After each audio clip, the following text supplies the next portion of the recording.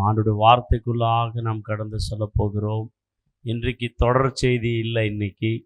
இன்னைக்கு ஒரு உலகத்தில் எல்லாம் சபைகளிலே ஒரு சண்டே நடந்து கொண்டிருக்கிறது, பாம் சண்டே என்று சொல்லி. அவைகளை பற்றி ஒரு 5 காரியங்களை நாம் இன்றைக்கு கற்றுக்கொள்ள போகிறோம். கேட்கிறது மட்டுமல்ல, 5 காரியங்களை இன்றைக்கு ஒரு பெரிய செய்தி தான். அதை நாம் முடிக்க முடியுமா என்று நாம் பார்க்கலாம். இது ரொம்ப யூஸ்ஃபுல்லான வார்த்தைகள். ஆமென். அதனால் நம்ம எல்லாரும் கூர்ந்து கவனிக்கலாம்.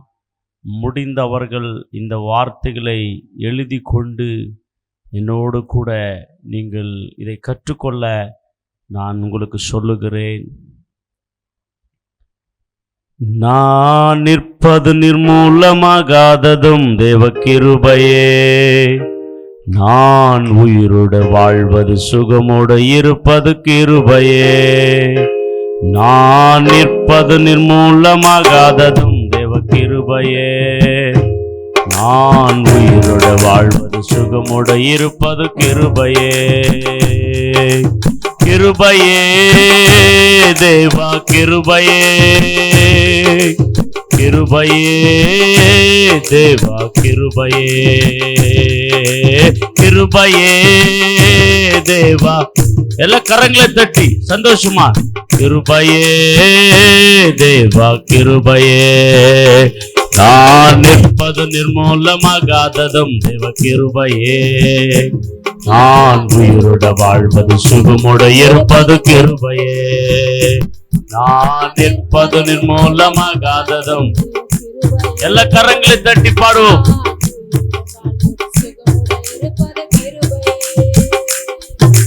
காலையில் எழுவதும் கர்த்தரை துதிப்பதும், மலையில் காப்புடன் எல்லா வருவதும் கிருபையே. காலையில் எழுவதும் கர்த்தரை துதிப்பதும், மலையில் காப்புடன் எல்லா வருவதும் கிருபையே. போக்கில் வராத்திலும் தொலைதூர பயணத்திலும், போக்கில் வராத்திலும் தொலைதூர பயணத்திலும், பாதம் கல்லிலே இடராமல் காப்பதும் கிருபையே. பாதம் கல்லிலே இடராமல் காப்பதும் கிருபையே. கிருபையே தேவா. எல்லாம் பாடுவோம். கிருபையே தேவா கிருபையே, ஆஹா கிருபையே தேவா கிருபையே, கிருபையே தேவா கிருபையே, நான் நிற்பது நிர்மூலமாகாததும் தேவ கிருபையே, நான் உயிரோடு வாழ்வது சுகமோடு இருப்பது கிருபையே, நான் நிற்பது நிர்மூலமாகாததும் தேவ கிருபையே, நான் உயிரோடு வாழ்வது சுகமோடு இருப்பது கிருபையே. இன்றைக்கு நாம் உயிரோடு இருப்பது, இன்றைக்கு நாம் கர்த்தரை துதிப்பது, இன்றைக்கு நாம் இந்த நிலைமையில இருப்பது, நாம் பெற்றுக்கொண்டிருக்கிற அத்தனையுமே தேவனுடைய ஈவனாலே, தேவனுடைய கிருபையினாலே. பிரியமானவர்களே, நம்முடைய பலத்தினால் அல்ல, நம்முடைய ஞானத்தினால் அல்ல, தேவனுடைய மகா கிருபையினாலே நாம் இன்றைக்கு உயிரோடு இருக்கிறோம். அதை எப்பவுமே நாம் நினைக்கிறவர்களாக, அதை நினைத்தால் மட்டும் போதாது, நினைத்து துதிக்கிறவர்களாக, கர்த்தருக்கு நன்றி சொல்லுகிறவர்களாக நாம் இருக்க வேண்டும் என்று வேதம் நமக்கு சொல்லுகிறது. ஹல்லேலூயா. நாம் இந்த வாரம் முழுவதும் கர்த்தர் நம்மளோடு கூட, குடும்பங்களோடு கூட இருந்து அநேக அதிசயங்களையும் அற்புதங்களையும் கர்த்தர் செய்து வந்தார். நம் குடும்பங்களை பாதுகாத்து வந்தார், நம்மளை போஷித்து வந்தார், நம்மளை பராமரித்து வந்தார், நம்மளை ஆதரித்து வந்தார். அதுக்காக நாம் கர்த்தரை துதிக்கிறவர்களாக காணப்பட வேண்டும். ஆமென். ஹல்லேலூயா.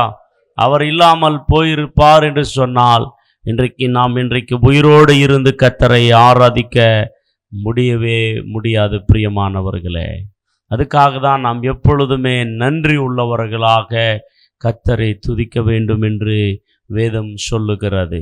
ரைட், இன்றைக்கு உலகம் முழுவதும் பார்க்கின்ற போது பாம் சண்டே என்று சொல்லி கொண்டாடி கொண்டிருக்கிறார்கள். அப்போ ஏன் இந்த பாம் சண்டே, இந்த சண்டே மட்டும் ஏன் அப்படி ஒரு காரியம் நடந்தது? இயேசு கிறிஸ்து சிலுவைக்கு போவதற்கு முன்பதாக ஆண்டவர் ஆகிய இயேசு ஏன் ஒரு பவனியாக சென்றார்? கழுதின் மேலே ஏன் பவனியாக ஏறி சென்றார்? அந்த நாளில் மட்டும் நடந்த ஒரு நிறைய விஷயங்கள் இருக்கிறது. அவைகளிலே ஒரு 5 காரியங்களை மட்டும் நாம் இன்றைக்கு கற்றுக்கொள்ள போகின்றோம். ஹல்லேலூயா. ஒருவேளை நீங்கள் வருஷம் வருஷம் இந்த பாம் சண்டே ஒருவேளை மெசேஜ் கேட்டுக்கொண்டே இருக்கலாம். ஆனால் இந்த வருஷம் கூட ஒரு வித்தியாசமாக கர்த்தர் நமக்கு பேச அவர் வல்லவராயிருக்கிறார். ஹல்லேலூயா. நாம் மத்தேயு எழுதின சுவிசேஷத்திற்குள்ளாக நாம் கடந்து செல்லலாம். வேகமாக நிறைய பைபிள் பகுதிகளை நாம் திறந்து படிக்க போகிறோம் இன்றைக்கு. ஆமாம், மத்தேயு எழுதின சுவிசேஷம் 21ஆம் அதிகாரத்தில் நாம் பார்க்கின்ற போது 5ஆம் வசனத்தை முதல் காரியத்திற்கு நேராக நான் கடந்து செல்ல போகின்றேன். அதில் 21ஆம் அதிகாரத்தில் 5ஆம் வசனத்தின் பாகத்தை நாம் பார்க்கலாம். தீர்க்கதரிசியினால் உரைக்கப்பட்டது நிறைவேறும்படி இது எல்லாம் நடந்தது. சீசர்கள் போய் இயேசு தங்களுக்கு கட்டளையிட்டபடியே செய்து கழுதையும் குட்டியையும் கொண்டு வந்து அவைகள் மேல் தங்கள் வஸ்திரங்களை போட்டு அவரை ஏற்றினார்கள். திரளான ஜனங்கள் தங்கள் வஸ்திரங்களை வழியிலே விரித்தார்கள். வேறு சிலர் மரக்கிளைகளை தரித்து வழியிலே பரப்பினார்கள். முன்னடப்பாரும் பின்னடப்பாருமாகிய திரளான ஜனங்கள் தாவீதின் குமாரனுக்கு ஓசன்னா, கர்த்தாவே நாமத்தினாலே வருகிறவர் சோத்திரிக்கப்பட்டவர் உன்னதத்திலே ஓசனா என்று சொல்லி ஆர்ப்பரித்தார்கள். ஹல்லேலூயா. கவனிங்க, இங்கே 5ஆம் வசனத்தை நீங்கள் கவனிக்கின்ற போது இங்கே முதல் காரியத்தை நாம் பார்க்கிறோம். அப்படியே நாம் படித்து கொண்டு 2வது காரியத்தையும் படிச்சு விட்டோம். ரைட், இப்போ முதல் காரியத்தை நாம் கொஞ்சம் சற்று கவனிக்கும் போது இங்கே ஆண்டவராகிய இயேசு கழுதின் மேலே ஏறி அவர் பவனியாய் கடந்து வந்ததை நாம் பார்க்கின்றோம்.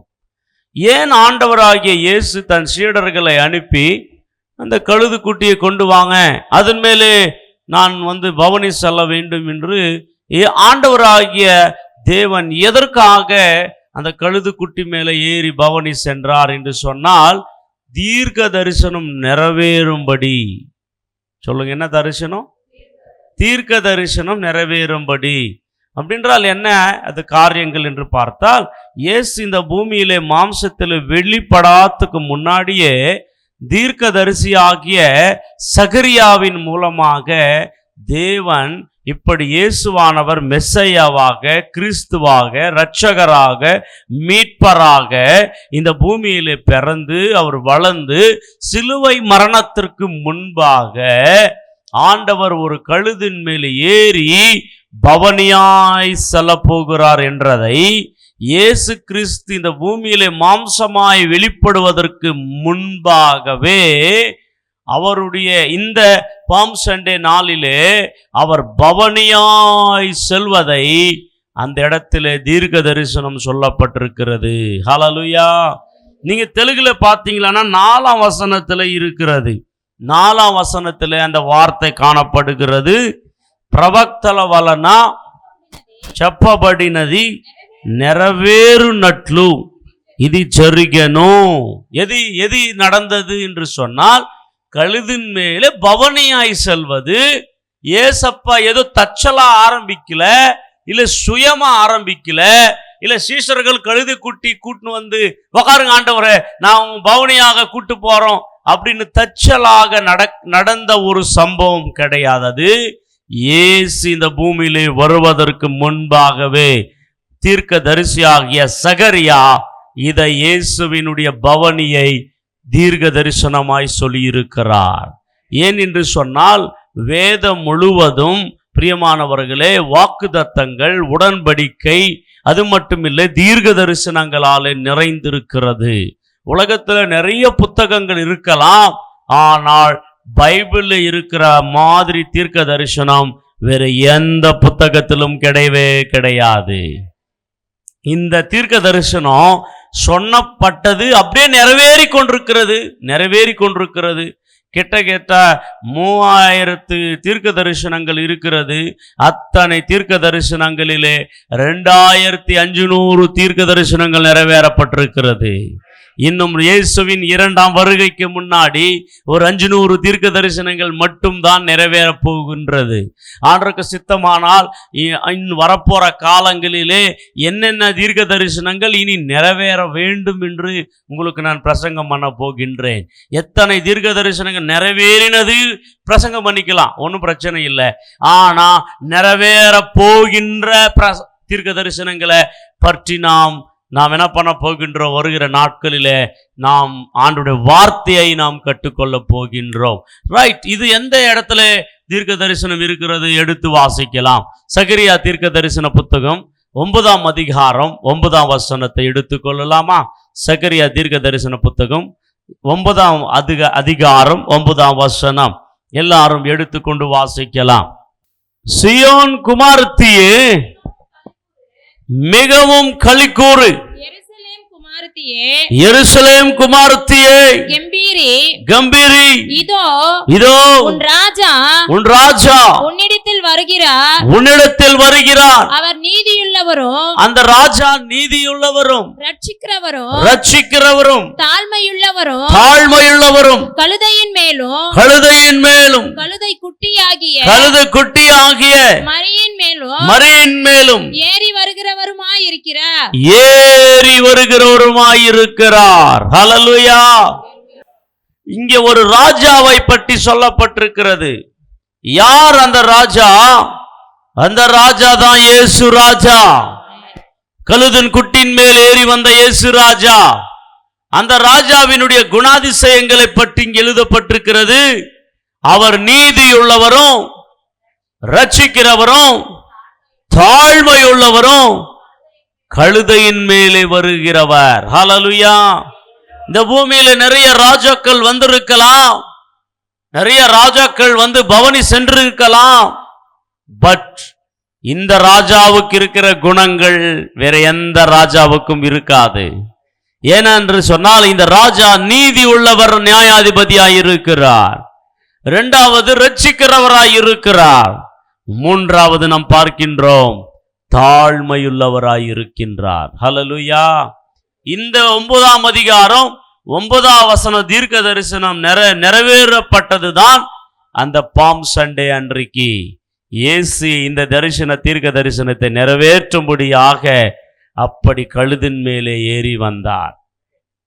அப்போ ராஜா கழுதின் மேலதான் வருவாரா, குதிரை மேல வரமாட்டாரா அப்படின்னு ஒரு கேள்வி இருக்கலாம். ஆமா பிரியமானவர்களே, பழைய ஏற்பாடு காலங்களிலே ஒரு ராஜா ஆனாரு, பட்டாபிஷேகம் பெற்றாரு அப்படின்னு சொல்லும் போது அவரை கழுதின் மேல தான் ஏற்றி ஊர் உலகம் எல்லாம் பண்ணுவாங்க, ஊரெல்லாம் சுத்துவாங்க, பட்டணங்கள் எல்லாம் சுத்துவாங்க. அப்பொழுது ராஜா வாழ்க, ராஜா வாழ்க, ராஜா வாழ்க அப்படின்னுவாங்க. ஹல்லேலூயா, ஆமென் சொல்லுங்க. எல்லாருக்கும் தெரியும். அப்போ ராஜாவை வெல்கம் பண்ணுவாங்க. அப்போ இவர் ராஜா ராஜா ராஜா, இவர் தான் நம்ம ராஜான்னு எல்லாருக்கும் தெரியும்.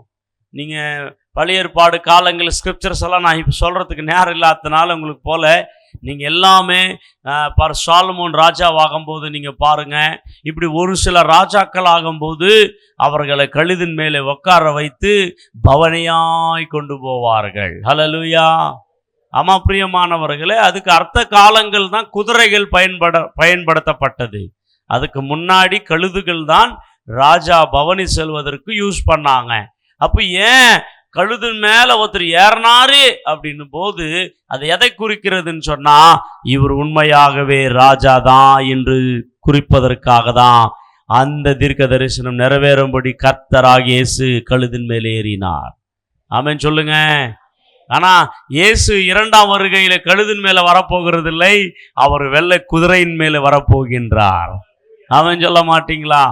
வெள்ளை குதிரையின் மேலே நியாயாதிபதியாக வரப்போகின்றார். அவர் ராஜாதி ராஜாவாக வரப்போகின்றார். ஆனால் இங்கே நம்ம கவனிக்கும் போது இங்கே எதை குறிக்கிறது? முதலாவது காரியம் என்று சொன்னால், குதிரை மேலே வந்தவர் வெறும் சாதாரண இயேசு அல்ல, அவர் ராஜாதி ராஜா. சொல்லுங்க, என்னது? இயேசு என்னது? ராஜாதி ராஜா என்று குறிப்பிடத்தக்கதாக, ஐடென்டிஃபிகேஷன் பண்ணத்தக்கதாக, இயேசு வெறும் பெத்லகேமில் பிறந்தவர், வெறும் நாசரேத்தில் வளர்ந்தவர், வெறும் இயேசு பாடுபடுகிறவர் மட்டுமல்ல, அவர்தான் ராஜா என்று சொல்லத்தக்கதாக இந்த கழுதின் மேலே கர்த்தர் பவனியாய் வந்தார். ஹல்லேலூயா. ஆமென் சொல்ல மாட்டீங்களா? அப்ப எதுக்காக ஆண்டவராகிய இயேசு கழுதின் மேலே ஏறினார் பார்த்தீங்களா? இன்னைக்கு நிறைய பேர் இது கழுதை, நான் தான் அந்த கழுதை அப்படின்ட்டு பேசிக்கிறாங்க. ஹல்லேலூயா சொல்லுங்க. கர்த்தாவே ஸ்தோத்திரம். ஹல்லேலூயா. ஆமென். ஹல்லேலூயா. பிரியமானவர்களே, இன்றைக்கு நிறைய பேர் கழுது குவாலிட்டிஸ் எல்லாம் பேசி கொண்டிருப்பார்கள். கழுது என்னெல்லாம் பண்ணுகிறதோ என்று சொல்லி. ஆமாம், கழுது அன்னைக்கு ஒரு நாள் தான் இயேசுவை சுமந்தது. ஆமென். அதுக்கு மகிழ்ச்சி வந்துச்சு, அதுக்கு கனம் வந்துச்சு, அதுக்கு புகழ் வந்துச்சு. ஆக்சுவலி கழுதுகள் எதுக்கு பயன்படுத்துவாங்கன்னா, அநேக வெகுமதிகளை ஏற்றுக்கொண்டு போக. நீங்கள் பார்த்துருப்பீங்க, சிறிய வயசில் நீங்கள் பார்க்கல நினைக்கிறேன், உப்பெல்லாம் தூக்கிட்டு வருவாங்க கழுதின் மேலே. பார்த்துக்கிறீங்களா? அல்லேலூயா சொல்லுங்க. அதிகமாக நம்முடைய காலங்களிலே உப்பு தான் அதிகமாக அதன் மேலே போட்டுக்கொண்டு, ஆமாம், ஊர் ஊராக விற்பனை பண்ணின நாட்கள் எல்லாம் உண்டு. அந்த நாட்களிலே அதிகமாக வெயிட்டை சுமப்பதற்காக கழுதுகளை யூஸ் பண்ணி கொண்டிருப்பார்கள் பிரியமானவர்களே. ஆனால் இந்த கழுது யாரும் ஏறாத ஒரு கழுது என்று சொல்லி வேதம் சொல்லுகிறது. யாரும் ஏறாத ஒரு கழுது, இந்த யாரையும் சுமக்காத ஒரு கழுது. அந்த கழுது ஆண்டவரை சுமப்பதற்காகவே வளர்க்கப்பட்டிருக்கிறது. ஆண்டவரை சுமப்பதற்காகவே வளர்க்கப்பட்டு அந்த கழுதின் மேல் ஆண்டவராகிய இயேசு பவனி சொல்கிறதை எதை குறிக்கிறது என்று சொன்னால், he is a king, அவர்தான் ராஜா என்று சொல்லுகிறதான காரியத்தை குறிப்பிடுகிறது. அல்லேலூயா சொல்லுங்க. அவர் யாருங்க? இயேசு ராஜா, நீதியின் ராஜா, ரட்சிக்கிற ராஜா, தாழ்மையுள்ள ராஜா. இது யாருக்கு சொல்லப்பட்டதுன்னு சொன்னா, எருசலேம் குமாரத்திகளுக்கு, சியோன் குமாரத்திகளுக்கு. சியோன் என்று சொன்னால் எருசலேமை குறிக்கிறது, சியோன் என்று சொன்னால் இஸ்ரேல் தேசத்தை குறிக்கிறது. அங்கே இருக்கிறவர்களுக்காக அன்றைக்கு தைரியப்படுத்தி சொல்லப்பட்ட ஒரு தீர்க்க தரிசனம். ஏன்னு சொன்னா, ரோமா கவர்மெண்டால ரொம்ப இவர்கள் அடிமைகளாக இருந்தார்கள், டாக்ஸ் எல்லாம் கட்டி கொண்டிருந்தார்கள். அவங்க தேசம்தான் இஸ்ரேல் தேசம், அவங்க சொந்த தேசம். ஆனால் அவர்களுக்கு என்ன இல்லை? சுதந்திரம் இல்லை, அவர்களுக்கு ஃப்ரீடம் இல்லை, அவர்களுக்கு பிரச்சனைகளில் இருந்தார்கள். ரோமா அரசாங்கம் ஆண்டு கொண்டிருந்தது. அவர்களுக்கு ஒரு விமோச்சனம் வேண்டும், ஒரு ராஜா வேண்டும், ஒரு விடுதலை வேண்டும், ஒரு சுதந்திரம் வேண்டும். அதுக்காக தான் எதிர்நோக்கி கொண்டிருந்தார்கள் பிரியமானவர்களே. அப்படிப்பட்ட நாட்களிலே தான் ஒரு ராஜா கழுதின் மேலே ஏற அந்த காட்சியை அவங்க பார்த்த உடனே, அப்பா, சக்கரியா தீர்க்க தரிசனம் 9:9 நிறைவேறிவிட்டது, இவர்தான் நம்மளை காப்பாற்றுகிற ராஜா என்று அவர்கள் ஐடென்டிஃபிகேஷன் பண்ணி சத்தமாய் கர்த்தர் என்ன பண்ணாங்க? ஓசன்னா, ஜெயமே என்று அவரை துதிக்க ஆரம்பித்தார்கள். ஹல்லேலூயா சொல்லுங்க. அப்போ முதல் காரியம், பாம் சண்டே அன்னைக்கு என்னதான் உலகத்துக்கு காமிச்சிச்சுன்னா, இயேசு ஒரு ராஜா. சொல்லுங்க, என்னது? இயேசு ஒரு ராஜா. அதை அறியாம நீ மட்டெல்லாம் வாழையெல்லாம் வெட்டி அப்படி இப்படி ஆட்டி சர்ச்சுக்கு போனாலும் யார் இவருன்னு தெரியலனா நீ ஆராதிக்கிறது வீணாயிடும். நிறைய பேர் இன்னைக்கு அப்படிதான் போவாங்க. இன்னைக்கு சின்ன குழந்தையில இருக்கும்போது நீங்கள் பார்க்கின்ற போது, நாங்கள் காலையில் ஏஞ்சி போயிட்டு அந்த ஈசா மட்டையெல்லாம் வெட்டிட்டு வருவோம். நீங்கள் வெட்டினீங்களோ இல்லை தெரில. நாங்கள் காலையில் போயிட்டு அந்த மட்டைங்களெல்லாம் தேடி எங்கே இருக்குத பிடிச்சின்னு வந்து அதுக்கெல்லாம் பூக்களெல்லாம் குத்து அதை அப்படியே ஜோடிச்சு, உங்கள் மட்டை அழகாகுதா, என் மட்டை அழகாகுதா, எந்த உயரமாகுதா, உங்களது கம்மியாகுதா, அப்படியே அதை அலங்கரிக்கிறதுலையே அதிக செலவு பண்ணுவோம் நேரத்தை. அவன் நிலையில சொல்லுங்க. அப்படியே ஊர்கோலம் எடுத்துட்டு அப்படியே போனா ரொம்ப மகிழ்ச்சி. அல்லேலூயா சொல்ல மாட்டீங்களா?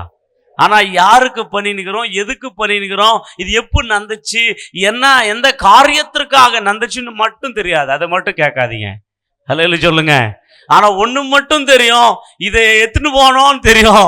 இந்த இலைகளை மட்டைகளை இன்னி வரைக்கும் நீங்க நிறைய கிறிஸ்டியன்ஸை கேட்டு பாருங்க, எதுக்குப்பா பண்றேன்னா அவனுக்கே தெரியாதான் நான் பண்ணினுக்கிறான். சோத்திரம். அல்லேலூயா சொல்லுங்க. அல்லேலூயா. ஆமா, எதுக்குப்பா இந்த ஓலையெல்லாம் கொண்டு போயிட்டு இருக்கிறீங்க? அந்த ஓலைகளை கொண்டு போன ஒரு நோக்கம் என்ன என்று சொன்னால், அது வெற்றிக்கு சின்னமாயிருக்கிறது. அல்லேலூயா. வெற்றி கிடைக்க போகுது எங்களுக்கு. இயேசு ராஜா வந்துட்டாரு. எங்களுக்கு என்ன வந்துச்சு? வெற்றி வந்துச்சு. எங்களுக்கு சந்தோஷம் வந்துச்சு. எங்களுக்கு ஒரு ஜோஷ் வந்துச்சு அப்படின்னு அவங்க வெற்றி பெற்றுக்கொள்ளறதுக்கு முன்னாடியே இயேசு ராஜாவை கழுதின் மேல பார்த்த உடனே வெற்றி வந்த மாதிரி ஃபீல் பண்ணி அவர்கள் விலைகளை வெட்டி அந்த மரச்செடிகளை வெட்டி கீழே போடுகிறதை பார்க்கின்றோம். ஈசா மரங்கள் எல்லாம் வெட்டி அவர்கள் அப்படி ஆட்டி ஆர்ப்பரிக்கிறதை நாம் பார்க்கின்றோம். அது எதை குறிக்கிறது என்று சொன்னால், எங்களுக்கு ராஜா வந்துட்டாரு, இன்னும் எங்களுக்கு பயம், எங்களுக்கு விமோசனம் வந்துருச்சு, எங்களுக்கு சந்தோஷம் வந்துருச்சு அப்படின்று வெளிப்படுத்துகிறதான காரியம்தான் இயேசு இந்த பவனியாய் கடந்து செல்கிற காரியம். அல்லேலூயா சொல்ல மாட்டீங்களா? அல்லேலூயா. அப்போ இயேசு எதுக்கு பவனியா போனாருன்னு யாருன்னா கேட்டா என்ன சொல்லணும்? அவர்தான் கிங், அவர்தான் ராஜா, அவர்தான் ராஜா. ராஜா பவனியாய் வரத ஆண்டவராகிய இயேசு வருவதற்கு முன்னாடியே தீர்க்க தரிசனம் சொல்லப்பட்டது. அது நிறைவேறும்படியாக நடந்தது. ஹல்லேலூயா சொல்ல மாட்டீங்களா? இப்போ பைபிள் அப்படிப்பட்ட தீர்க்க தரிசனங்கள் சொல்லிட்டு நிறைவேறலன்னா ஆண்டவர் பொய்யாயிடுவார். அப்போ எந்த தீர்க்க தரிசனமே ஆண்டவர் மாத்தி பண்ணல. எதெல்லாம் முன்னவே ஏற்கனவே சொல்லப்பட்டதோ அத்தனையும் ஆண்டவர் ஆமென்றும் ஆமேன் என்றும் அப்படியே செய்திருக்கிறார். அப்போ நம் தேவன் ஆராதிக்கிறவர் உண்மையுள்ளவர், இந்த வேதம் உண்மையானது. சொல்லிட்டு நடக்காம இருந்தா அது பொய். ஆனா சொல்லப்பட்ட அத்தனையுமே நிறைவேறுகிறது. அப்பொழுது இந்த வேதம் எவ்வளவு சத்தியமானது. ஹல்லேலூயா. அப்ப முதலாவது இயேசு யார் என்று அந்த பாம் சண்டே சொல்லுதுன்னா, இயேசு ஒரு ராஜா. ஹல்லேலூயா. என்ன ராஜா? நீதியின் ராஜா. சொல்லுங்க. ரட்சிக்கிற ராஜா, தாழ்மையுள்ள ராஜா. சொல்லுங்க இந்த வார்த்தை.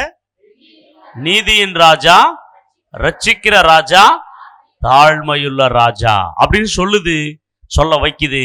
அப்படி யாரெல்லாம் அறிகிறீங்களோ அதுதான் உண்மையான சண்டே. ஹல்லேலூயா சொல்லுங்க. இது தெரியலன்னா நீங்க என்னெல்லாம் ஓலைகளும் மட்டைகளை கொண்டு போனாலும் ஆமென் சொல்ல மாட்டீங்களா? ஹல்லேலூயா. ஆமென் சொல்லுங்க. கர்த்தருக்கு ஸ்தோத்திரம்.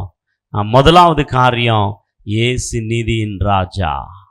இயேசு தீர்க்க தரிசனத்தை நிறைவேற்றின ஒரு ராஜா இன்று நாம் ஞாபகப்படுத்தி கொள்கிறோம். இரண்டாவது காரியத்தை நாம் வேகமாய் கவனிக்கலாம். அதுல 21ஆம் அதிகாரம் 9ஆம் வசனத்துல அவர்கள் என்ன சொன்னார்கள்? முன்னடப்பாரும் பின்னடப்பாரும் திரளான ஜனங்கள் தாவீதின் குமாரனுக்கு ஓசன்னா, கர்த்தரின் நாமத்தினாலே வருகிறவர் சோத்தரிக்கப்பட்டவர் உன்னதத்திலே ஓசன்னா என்று சொல்லி ஆர்ப்பரித்தார்கள். ஹல்லேலூயா சொல்ல மாட்டீங்களா? இப்போ இயேசு தீர்க்க தரிசனம் நிறைவேறத்தக்கதாக அவர் ராஜா என்று தன்னை காமிக்கத்தக்கதாக கழுதின் மேலே ஏறி வந்ததை நமக்கு நினைவு போட்டுகிறது. இப்போ கழுதின் மேலே இருக்கிற இயேசுவை கண்டவுடனே திரளான ஜனங்கள் வந்து விட்டார்கள். முதலாவது அங்கிருந்தது சீடர்கள் தான். அந்த சீடர்கள் இயேசுவை கழுதின் மேலே அமர பண்ணி இலைகள் எல்லாம் கிளைகள் எல்லாம் வெட்டி போட்டு கொண்டிருக்கிறார்கள். துணிகள் எல்லாம் வழிகள் அருகிலே பறைத்து கொண்டிருக்கிறார்கள். இதை கண்ட ஜனங்கள் திரளான கூட்டம் அந்த எருசலேம் வீதியிலே வந்து விட்டார்கள். திரளான கூட்டம் வந்துவிட்டு என்ன செய்தார்கள் என்று சொன்னால், இயேசுவையே என்ன பண்ணாங்களாம்? ஓசன்னா ஓசன்னா ஓசன்னா என்று கூப்பிட ஆரம்பித்தார்கள். என்ன கூப்பிட்டாங்களா? ஓசன்னா ஓசன்னா என்று கூப்பிட ஆரம்பித்தார்கள். ஹல்லேலூயா சொல்ல மாட்டீங்களா? கூப்பிட்டு அவர்கள் என்ன சொல்லுகிறார்கள்? ஓசன்னா, கர்த்தரின் பேராலே வருகிற ராஜா சோத்தரிக்கப்பட்டவர். அங்கே காரியங்களை நம்ம பார்க்கிறோம். 3 விஷயங்கள் அதில் அடக்கப்பட்டிருக்கிறது. ஒன்னு, தாவீதின் குமாரன். என்னது? தாவீதின் குமாரன். 2வது,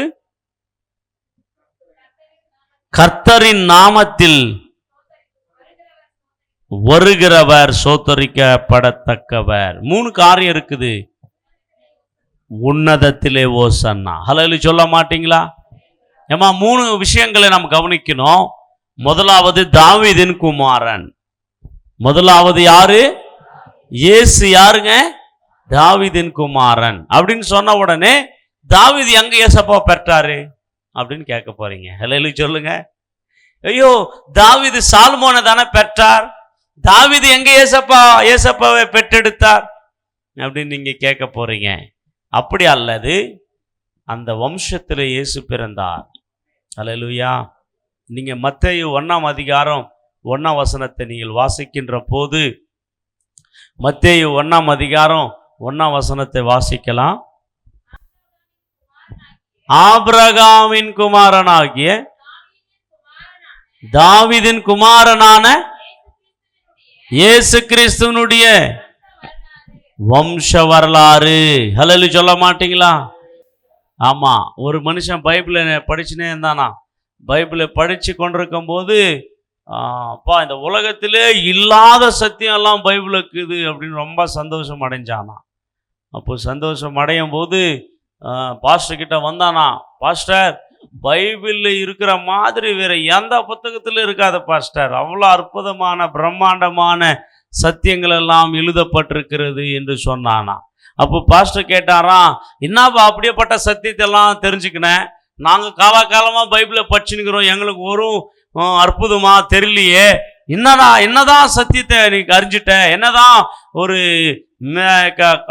ரகசியங்களை தெரிஞ்சுக்கிட்ட அப்படின்னு சொன்ன போது, ஐயா நம்ம எல்லாரும் பார்க்குறோம், அவங்க இவங்கள பெத்தாங்க, அவங்க அவங்கள பெத்தாங்கன்னு வாசிக்கிறோம், ஆனால் ஆம்பளைங்களே பெற்றிருக்கிறாங்க, அதை நான் வாசித்தேன் அப்படின்னு ரொம்ப சந்தோஷம் அடைஞ்சானா.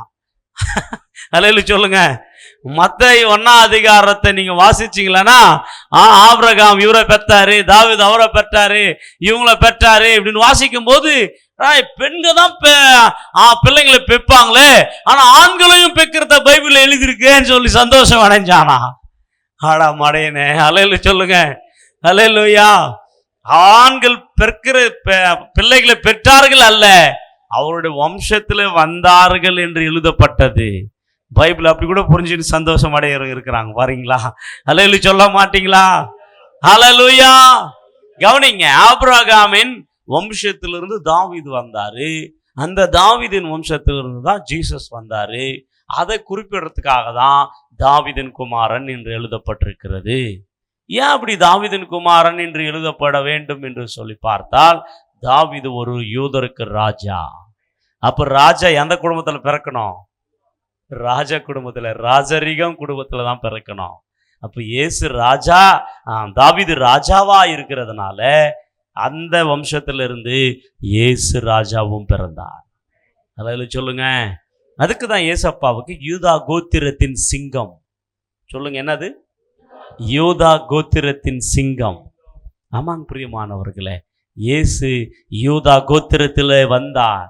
யூதா கோத்திரத்திலிருந்து வந்ததனால தாவீதின் குமாரன் என்று ஆண்டவருக்கு பேர் கொடுக்கப்பட்டிருக்கிறது. ஹல்லேலூயா.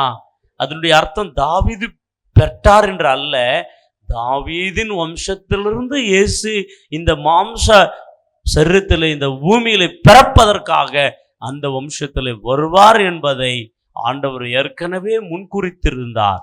அது நடைபெறும்படியாக ஆண்டவர் தாவீதின் வம்சத்திலே பிறந்தார். ஹல்லேலூயா. அதுக்காக தான் அங்கே தாவீதின் குமாரனுக்கு என்னதான் ஓசன்னா. இங்க தெலுங்குல ஜெயம் அப்படின்னு போட்டிருக்கு. ஆனா அது ஆக்சுவலி எபிரேய மொழியிலே ஓசன்னா என்று சொன்னார் ரட்சியும் என்று அர்த்தம். ஆமென். சேவாஸ், ரட்சியும் எங்களை. அப்போ என்னதான் தேவை இவர்களுக்கு? ரட்சிப்பு தேவை. சொல்லுங்க, இஸ்ரவேலுக்கு என்ன தேவை? ரட்சிப்பு தேவை. ஆனா அவர்கள் எப்படிப்பட்ட ரட்சிப்பை விரும்பினார்கள்? அதுதான் தவறான ஒரு காரியத்தை விரும்பினார்கள். கவனிங்க, இங்கதான் சப்ஜெக்ட் இருக்கிறது. இஸ்ரவேலுக்கு ரட்சிப்பு தேவை. எஸ், உண்மைதான் தேவை. அதனால்தான் கூப்பிட்டார்கள், ஓசன்னா, ஜெயமே, தாவீதின் குமாரனே உமக்கு ஜெயம், ஓசன்னா ஓசன்னா என்று கர்த்தரின் பேராலே வருகிறவர், உன்னதத்தில் இருக்கிறவருக்கு ஜெயம் என்று சொல்லி கூப்பிட்டார்கள். ரைட். அவர்களுக்கு என்ன நீடு இருக்கிறது? ரட்சிப்பு. சொல்லுங்க, என்னது? ரட்சிப்பு. ஆனா என்ன ரட்சிப்பு அவங்க கேட்டாங்கன்னா, அவர்கள் பாவத்திலிருந்து ரட்சிப்பை கேட்கவில்லை, அவர்கள் சாபத்திலிருந்து ரட்சிப்பை கேட்கவில்லை. அதுக்கு மாறாக என்ன ரட்சிப்பை கேட்டாங்கன்னா, ரோமர் கரத்திலிருந்து எங்களை விடுவியும். அந்த ரட்சிப்புக்காக தான் அவர்கள் ஓசன்னா ஜெயமே, ஓசன்னா ஜெயமே என்று கேட்டார்கள். ஆண்டவராகிய இயேசு இரண்டாம் வருகையில தான் அதை செய்ய போறார். இரண்டாம் வருகையில தான் அதை செய்ய போறார். என்னது? ஹோல் வேர்ல்ட் வைஸ் அவர் ஒரு ராஜ்யத்தை ஸ்தாபிக்க போறாரு. ஃபர்ஸ்ட் கமிங்ல அவர் ராஜ்யத்தை ஸ்தாபிக்க அல்ல, அவர் ராஜ்யத்திற்கு என்று ஒரு கூட்டத்தை ஆயத்தப்படுத்தும்படி தான் முதலாவது வந்தார். ஆண்டவராகிய இயேசு வந்தது ஒரு ராஜ்யத்தின் கையிலிருந்து இன்னொரு ராஜ்யத்தை விடுவிக்கும்படி அல்ல, அடிமைதனம் என்றதான அந்த மனுஷர் அடிமைதனத்திலிருந்து விடுவிக்க அல்ல, பாவம் என்ற அடிமைதனத்திலிருந்து விடுவிக்க, சாபம் என்ற அடிமைதனத்திலிருந்து விடுவிக்க, அதிலிருந்து ரட்சிப்பதற்காக தான் இயேசு முதலாம் வருகையில் இந்த பூமியில வந்தது. ஆனா இவங்களோட எக்ஸ்பெக்டேஷன் என்ன தேவை?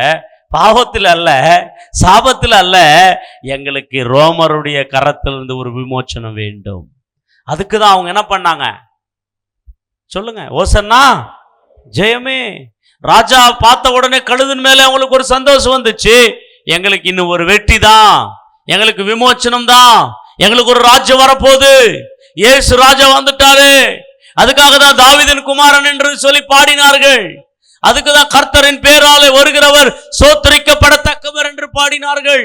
அதுக்குதான் உன்னதத்திலே வாசம், உன்னதத்திலே ஓசன்னா என்று அவருக்கு பாடினார்கள். அவருக்கு பூமியில ஓசன்னா, உன்னதத்திலே கூட ஓசன்னா. ஏனென்று சொன்னால் அவர்தான் விடுவிக்க போகிறவர், அவர்தான் ரட்சிக்க போகிறவர், அவர்தான் எங்களுக்கு விமோசனம் கொடுக்க போகிறவர். எவ்வளவோ ஒரு ஆர்ப்பரித்தார்கள், கத்தினார்கள், துதித்தார்கள். அவருடைய சத்தம் அந்த எருசலேம் முழுவதும் முழுங்கினதா. அப்பாடி ஒரு ஜோஷ், அப்பாடி ஒரு சந்தோஷம் இஸ்ரவேலுக்குள்ளே வந்து விட்டது. அப்படிப்பட்ட ஒரு நாள் தான் பாம் சண்டே. ஹல்லேலூயா சொல்லுங்க, ஹல்லேலூயா. ஆனால் கவனிங்க, முதலாவது அவர் ஒரு ராஜா என்று குறிப்பிடத்தக்கதாக கழுதின் மேலே வந்தார். இரண்டாவது ஓசன்னா என்று ஆர்ப்பரித்தார்கள். அது எதை குறிக்கிறது என்று சொன்னால், இவர் தான் ரட்சிக்கிறவர் என்று குறிப்பிடுகிறது. ஹல்லேலூயா. வேறொரு ரட்சகர் இல்லை, வேறொரு மீட்பர் இல்லை, இவர் தான் உண்மையாய் ரட்சிக்கிறவர். அப்போ ஓசன்னா என்ற வேர்ட் சேவாஸ், ரட்சிக்கிறவர், எங்களை ரட்சிக்கிறவர் என்று அர்த்தம். பிரியமானவர்களே, அப்ப இரண்டாவது காரியம், இந்த பாம் சண்டே அன்னைக்கு இயேசுவை என்னதான் சொல்லுகிறது என்று சொன்னால், இவர் ஒரு ரட்சகர். சொல்லுங்க, இவர் என்னது? ரட்சகர். ஹல்லேலூயா. ஹல்லேலூயா சொல்ல மாட்டீங்களா? இவர் ஒரு ரட்சகர். இயேசு யார் தான் வந்தது உலகத்துக்கு?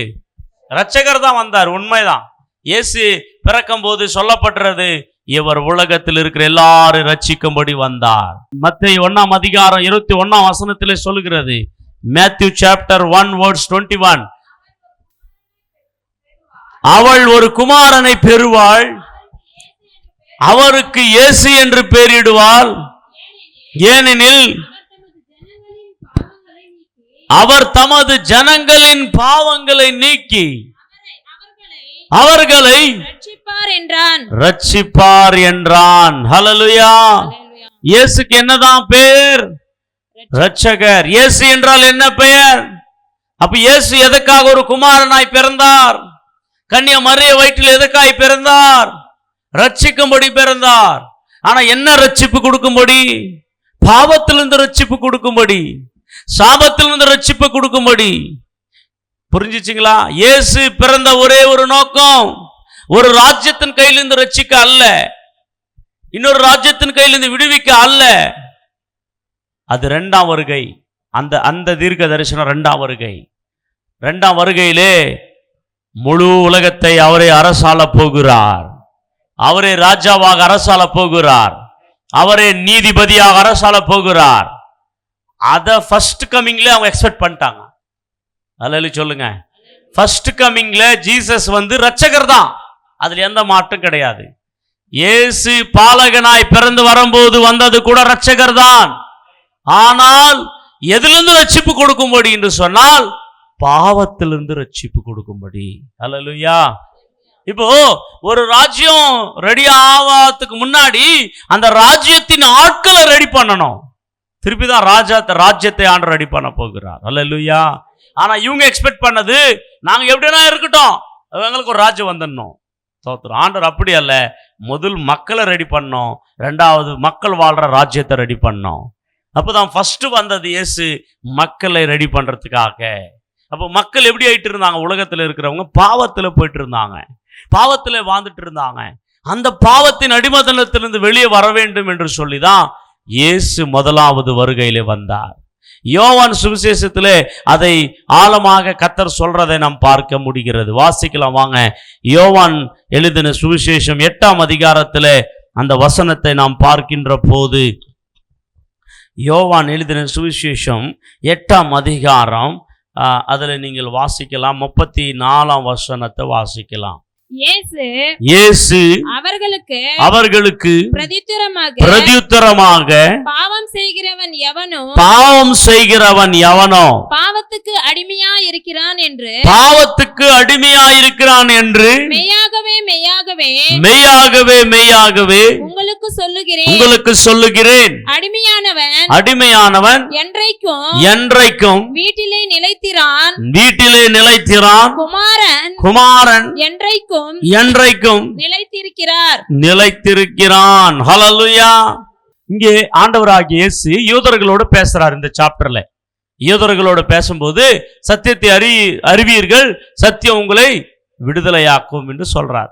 சொன்ன உடனே அவங்க சொல்றாங்க, நாங்க எங்க அடிமையா இருந்தோம், நாங்க ஆபிரகாமின் பிள்ளைங்களாச்சே, நாங்கள் ஒரு நாள் அடிமையா இல்லையே, எங்களுக்கு எதுக்கு விடுதலை அப்படின்னு சொல்றாங்க. அப்ப இயேசு அவங்களோடு பேசுறாரு. 34ல பாவம் செய்கிறவன் எவனும் பாவத்துக்கு அடிமை. அல்லேலூயா சொல்லுங்க. இப்ப அவங்க என்ன பேசுறாங்க? அவங்க பை பர்த் நாங்க ஆபிரகாமின் பிள்ளைங்க, நாங்க எதுக்குமே அடிமைகளாக இல்ல, எங்களுக்கு எதுக்கு விடுதலை அப்படின்னு பேசுறாங்க. அப்ப இயேசு என்ன பேசுறாரு? ஆபிரகாம் பிள்ளையானா இரு, ஆதாமின் பிள்ளையானா இரு, எவனானா இரு, பாவம் செய்யறவன் பாவத்துக்கு அடிமை. அப்போ பாவத்துல அடிமையா இருக்கிறவனுக்கு என்னதான் வேணும்? விடுதலை வேணும். அந்த விடுதலை கொடுக்கறதுக்கு தான் நான் வந்துக்கிறேன்பா அப்படின்னு இயேசு பேசுறாரு. ஆமென் சொல்ல மாட்டீங்களா? அத பேசும்போதுதான் 35ல சொல்றாரு, அடிமை வீட்டுல இருக்க மாட்டான், குமாரன் மட்டுமே வீட்டில இருப்பான் என்று சொல்லப்பட்டிருக்கிறது. ஹல்லேலூயா சொல்லுங்க. அப்போ அடிமைகள் எங்க இருப்பாங்க? வெளியே இருப்பாங்க. சொந்த குமாரன் எங்க இருப்பான்? வீட்டுல இருப்பான். அப்போ வீட்டுல இருக்கிற அந்த குமாரன் வெளியே எதுக்கு வந்தாரன்னா, வெளியே இருக்கிற அடிமைகள் எல்லாம் வீட்டுக்கு கூட்டின்னு போறதுக்காக. அல்லேலூயா சொல்லுங்க. அல்லேலூயா. வீடுன்னா என்ன? வெளியே என்றால் என்ன? வீடு என்றால் பரலோகம், வெளியே என்றால் உலகம். உலகத்துல தான் இந்த அடிமைகள் இருக்கிறாங்க. இந்த அடிமைகள் எல்லாரையும் விடுவிக்கும்படிதான் உள்ளே இருந்த குமாரனாகிய இயேசு வெளியே வந்தார். அல்லேலூயா சொல்ல மாட்டீங்களா? எங்க இருந்தாரு ஆண்டவர்? எங்க இருந்தாரு? பரலோகத்தில் இருந்த குமாரனாகிய இயேசு எதுக்காக இந்த பூமியில அவர் வெளிப்பட்டு வந்தாருன்னு சொன்னா, வெளியே இருக்கிற அடிமைகளிலே இருக்கிற ஜனங்களை விடுதலை பண்ணி எங்க கூட்டு போனோம்? வீட்டுக்குள்ளே. சொல்லுங்க, இந்த வசனத்தை வச்சே சொல்லுங்க. எதுக்குள்ளே? அத படிங்களா, இருக்குதே 35ல. அடிமையானவன் என்றைக்கும் வீட்டிலே நிலைத்திரான். ஆமாங்க, அடிமையா இருக்கிற வரைக்கும் அவன் வீட்டுக்குள்ளே நிலைத்திருக்க முடியாது. குமாரன் என்றைக்கும் நிலைத்திருக்கிறார். ஹல்லேலூயா. குமாரன் யாரங்க? இயேசு. இயேசுவானவர் எங்க இருக்கிறார்? வீட்டில் இருக்கிறார். அடிமைகள் எங்க இருக்கிறார்கள்? வெளியே இருக்கிறார்கள். சொல்லுங்க, அடிமைகள் எங்க இருக்கிறாங்க? இப்ப அடிமைகள் உள்ள போனோம்னா என்ன ஆகணும்? அவங்க விடுதலை, அடிமைத்தனத்திலிருந்து என்ன பெறணும்? இப்ப என்ன அடிமைத்தனத்தில் இருக்கிறாங்க? பாவம் என்ற அடிமைத்தனத்தில் இருக்கிறாங்க. அல்ல சொல்லுங்க. அப்ப இயேசு வந்த குமாரனாக கன்னியா மரிய வயிற்றிலே பிறந்து அவர் வந்த ஒரே ஒரு நோக்கம் எதுக்குன்னு சொன்னா, பாவத்திலிருந்து விமோச்சனம், விடுதலை கொடுத்து அவர்களையும் குமாரர்களாக மாற்றி பரலோக வீட்டுக்குள்ளே நம்மளை சொந்தக்காரராய் மாட்ட வேண்டும் என்றுதான் இயேசு வந்தார். ஆனால் அந்த பவனி சொல்லும் போது அவங்களுடைய எக்ஸ்பெக்டேஷன் அதல்ல, அவர்கள் பாவத்திலிருந்து விடுதலை பெறணும்னு சொல்லி அல்ல, அவர்கள் ரோமர் கையிலிருந்து விடுதலை பெற வேண்டும் என்று சொல்லிதான் அவர்கள் என்ன பண்ணாங்க? கர்த்தரை ஆர்ப்பரித்து ஓசன்னா ஜெயமே, ஓசன்னா ஜெயமே, ஹல்லேலூயா அப்படின்று ஆர்ப்பரித்தார்கள். ஒருவேளை நீங்க அப்படிப்பட்ட ஒரு விசுவாசத்துல அவங்களை போல இருக்கிறீங்களா? இல்ல, நமக்கு 2ஆம் வருகையில் தான் அவர் வரப்போகிறார். ஆனா முதல் வருகையில் இயேசு வந்தது உன்னையும் என்னை பாவத்திலிருந்து விடுதலை பெற. நீ ஒருவேளை இன்னும் பாவத்தில் அடிமையா இருந்தால் இன்றைக்கு நீ விடுதலை பெற வேண்டும். ஹல்லேலூயா. தேவனுக்கு இஷ்டமில்லாத பாவ காரியங்களிலிருந்து விடுதலை பெற வேண்டும். அதுக்கு வேண்டிய நீ சொல்லு, ஓசன்னா என்னையும் ரட்சியும் என்று சொல்லு. ஆமென். கரெக்டா இருக்காது. ஹல்லேலூயா. ஆனா பக்கத்து ராஜ்யத்திலிருந்து என்னை விடுவியும் என்றால் இப்ப இல்ல, வரப்போகின்ற போதுதான் நடக்க போகிறது. அதுக்காக தான் இந்த ராஜ்யத்தில் நமக்கு உபத்திரவங்கள் உண்டு. இந்த ராஜ்யம் பிசாசனுடைய கையில் இருக்கிறது. இந்த ராஜ்யம் பிசாசனுடைய ஆளுகையில் இருக்கிறது. அதனால்தான் உலகத்துல அந்த அநேக பயங்கரமான காரியங்கள் நடந்து கொண்டிருக்கிறது. ஆனால் இயேசு ராஜாவாக வரப்போகின்ற போது எல்லாம் சிதறுண்டு போக போகிறது. இந்த பூமியில அவர் ராஜ்யத்தை ஸ்தாபிக்க போகிறார். இந்த பூமியிலே இயேசு ராஜ்யத்தை ஸ்தாபிக்கப்பட முன்பாக பிசாசு கட்டப்பட போகின்றான். பிசாசு ஆண்டவர் 1000 வருஷம் கட்டி இந்த பூமியில பிசாசே இல்லாத ஒரு ராஜ்யத்தை ஆண்டவர் ஸ்தாபிக்க போகிறார். அந்த ராஜ்யம் தான் நீதி உள்ள ராஜ்யம். அந்த ராஜ்யத்தில் அநியாயம் இருக்காது. அந்த ராஜ்யத்தில் இயேசு ஒருவர் மாத்திரம் ராஜாவாய் இருக்க போகிறார். அந்த ராஜ்யத்தில் ஆண்டோட பிள்ளைங்க சிங்காசனத்தில் அமர்ந்து கொண்டு ராஜ்ய பாலனை செய்ய போகிறார்கள். எத்தனை பேருக்கு ஆசை? அதில் சொல்ல மாட்டீங்களா?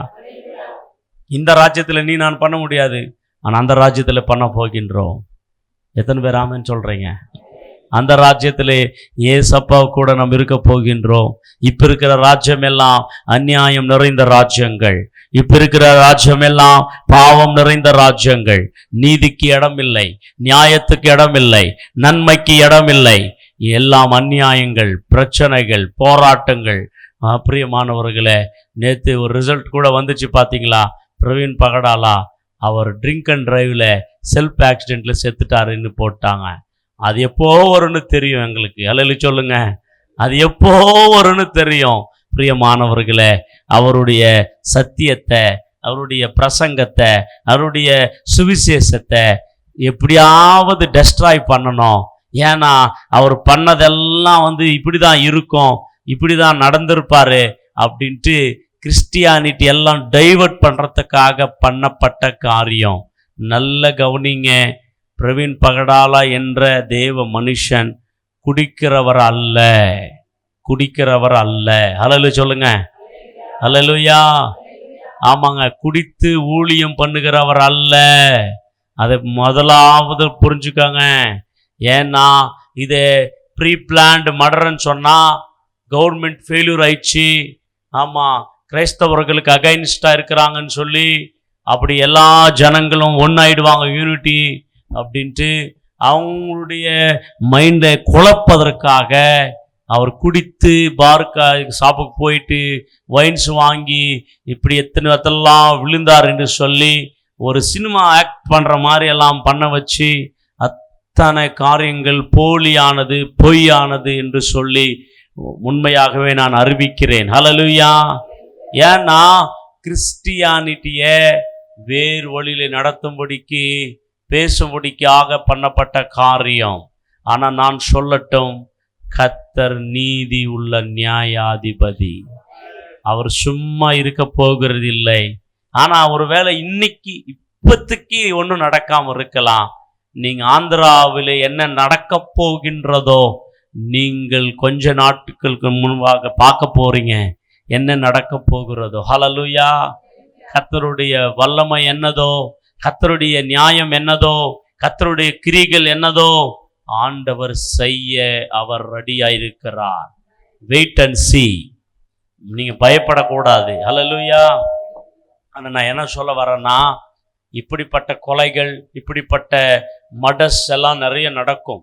ஆனால் கலங்கக்கூடாது, பயப்படக்கூடாது, சபையை விட்டு போகக்கூடாது, ஊழியத்தை நிறுத்தக்கூடாது. ஏன் என்று சொன்னால் நம்ம செய்கிற ஊழியம் ஜீவனுள்ள தேவனுக்காக செய்யப்படுகிற ஊழியம், ஆத்ம ஆதாயத்திற்காக செய்யப்படுகிற ஊழியம். ஹல்லேலூயா. நான் சொல்லட்டும், இங்கேயே இந்த கான்செப்ட்லேயே ஒரு கான்செப்டை நான் உங்களுக்கு சொல்கிறேன் பாருங்களா.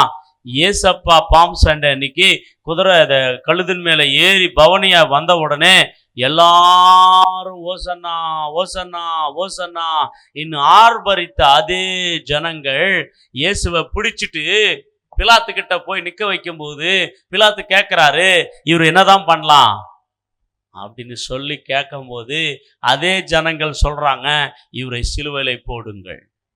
சொல்லுங்க ஹல்லேலூயா. இவரை சிலுவையில அறையுங்கள், இவரை சிலுவையில அறையுங்கள். அப்போ பிலாத்து சொல்லுகிறார், இவருக்குள்ள எந்த ஒரு தவறு இல்லையே, சிலுவையிலே போடுகிறதான எந்த ஒரு தவறு செய்யவில்லையே, தகுதி இல்லை இவர் சிலுவையிலே போடுவதற்கு. இல்ல, சிலுவையிலே போடுங்கள் என்று சத்தம் போட்டார்கள். அவன் சொல்ல மாட்டீங்களா? ஹல்லேலூயா. பிலாத்தினுடைய வார்த்தையை கேட்ட ஜனங்கள் இன்னும் சத்தமாய் சிலுவையிலே போடுங்கள், சிலுவையிலே போடுங்கள் என்று கேட்ட உடனே பிலாத்து தண்ணியை கொண்டு வந்து கழுவி ஜனங்கள் கேட்கிற மாதிரியே இயேசுவை சிலுவையிலே போட்டு விடுங்கள் என்று சொன்னார். அப்பொழுது ஆமா, இயேசு அந்த இடத்துல ஜெயிக்கவில்லை என்று ஜனங்கள் நினைத்தார்கள். இயேசு தோட்டு போனார், எங்களுடைய சத்தம் தான் ஜெயித்து விட்டது, எங்களுடைய ஆர்ப்பரிப்பு தான் ஜெயித்து விட்டது என்று நினைத்து கொண்டார்கள். அப்படியே சிலுவையிலே போட்டு ஆர்ப்பரித்தார்கள், கொண்டாடினார்கள், செலிப்ரேட் பண்ணினார்கள். ஆனால் என்ன நடந்தது? 3ஆம் நாள் உயிரோடு எழுந்தார் இயேசு. எழுந்த உடனே அவர்கள் செய்த ஆர்ப்பரிப்பெல்லாம் பொய்யாய்விட்டது. அப்படியே நடக்க போகிறது. Wait and see. ஹல்லேலூயா சொல்லுங்க. ஹல்லேலூயா. நான் சொல்லட்டும் பிரியமானவர்களே, இங்கே எந்த வாய்கள் கர்த்தரை புகழ்ந்ததோ, ராஜா என்று சொன்னதோ, தாவீதின் குமாரன் என்று சொன்னதோ, கர்த்தரின் பேரால் வருகிறவர் படத்தக்கவர் என்று சொன்னதோ, அவர் உன்னதத்திலே ஓசன்னா என்று சொன்ன அதே வாய்கள் சிலுவை அண்டையிலே அவர்கள் சொல்லி கர்த்தரை சிலுவையிலே போடுங்கள் என்று சொன்னார்கள். ஆனா அவர்கள் அப்பத்துக்கு ஜெயித்தார்கள் என்று நினைச்சிட்டாங்க. ஆனா இயேசு 3ஆம் நாள் உயிரோடு எளிய வந்தாரா? எல்லாம் கர்த்தர் உடைத்து போட்டார். ஜனங்களுக்கு அப்போ புரிய வந்தது, இவர் சாதாரணமானவர் அல்ல, இவர்தான் உண்மையான ராஜாதி ராஜா, மரணத்தை வென்றவர், பாதாளத்தை வென்றவர், எல்லாத்தையும் வென்று உயிரோடு எழுந்தவர் என்று புரிஞ்சிச்சு. அன்னைக்கே புரிஞ்சிச்சு. நிச்சயமாக ஒருவேளை நிறைய பேர் என்னை கேட்டாங்க, பாஸ்டர்ஸுங்களெல்லாம் இப்படி அடிக்கிறாங்களே, இப்படியெல்லாம் பிரச்சனைகள் பண்ணிட்டு இருக்கிறாங்களே, இப்படியெல்லாம் ஓவர் டாக்கிங் ஆந்திராவில் நடந்து கொண்டிருக்கிறது, நம்ம கிறிஸ்டியானிட்டிக்கு விரோதமா? இயேசு என்ன எதுக்காக சும்மா இருக்கிறாரு அப்படின்னு நிறைய பேர் என்னை கேட்குறாங்க.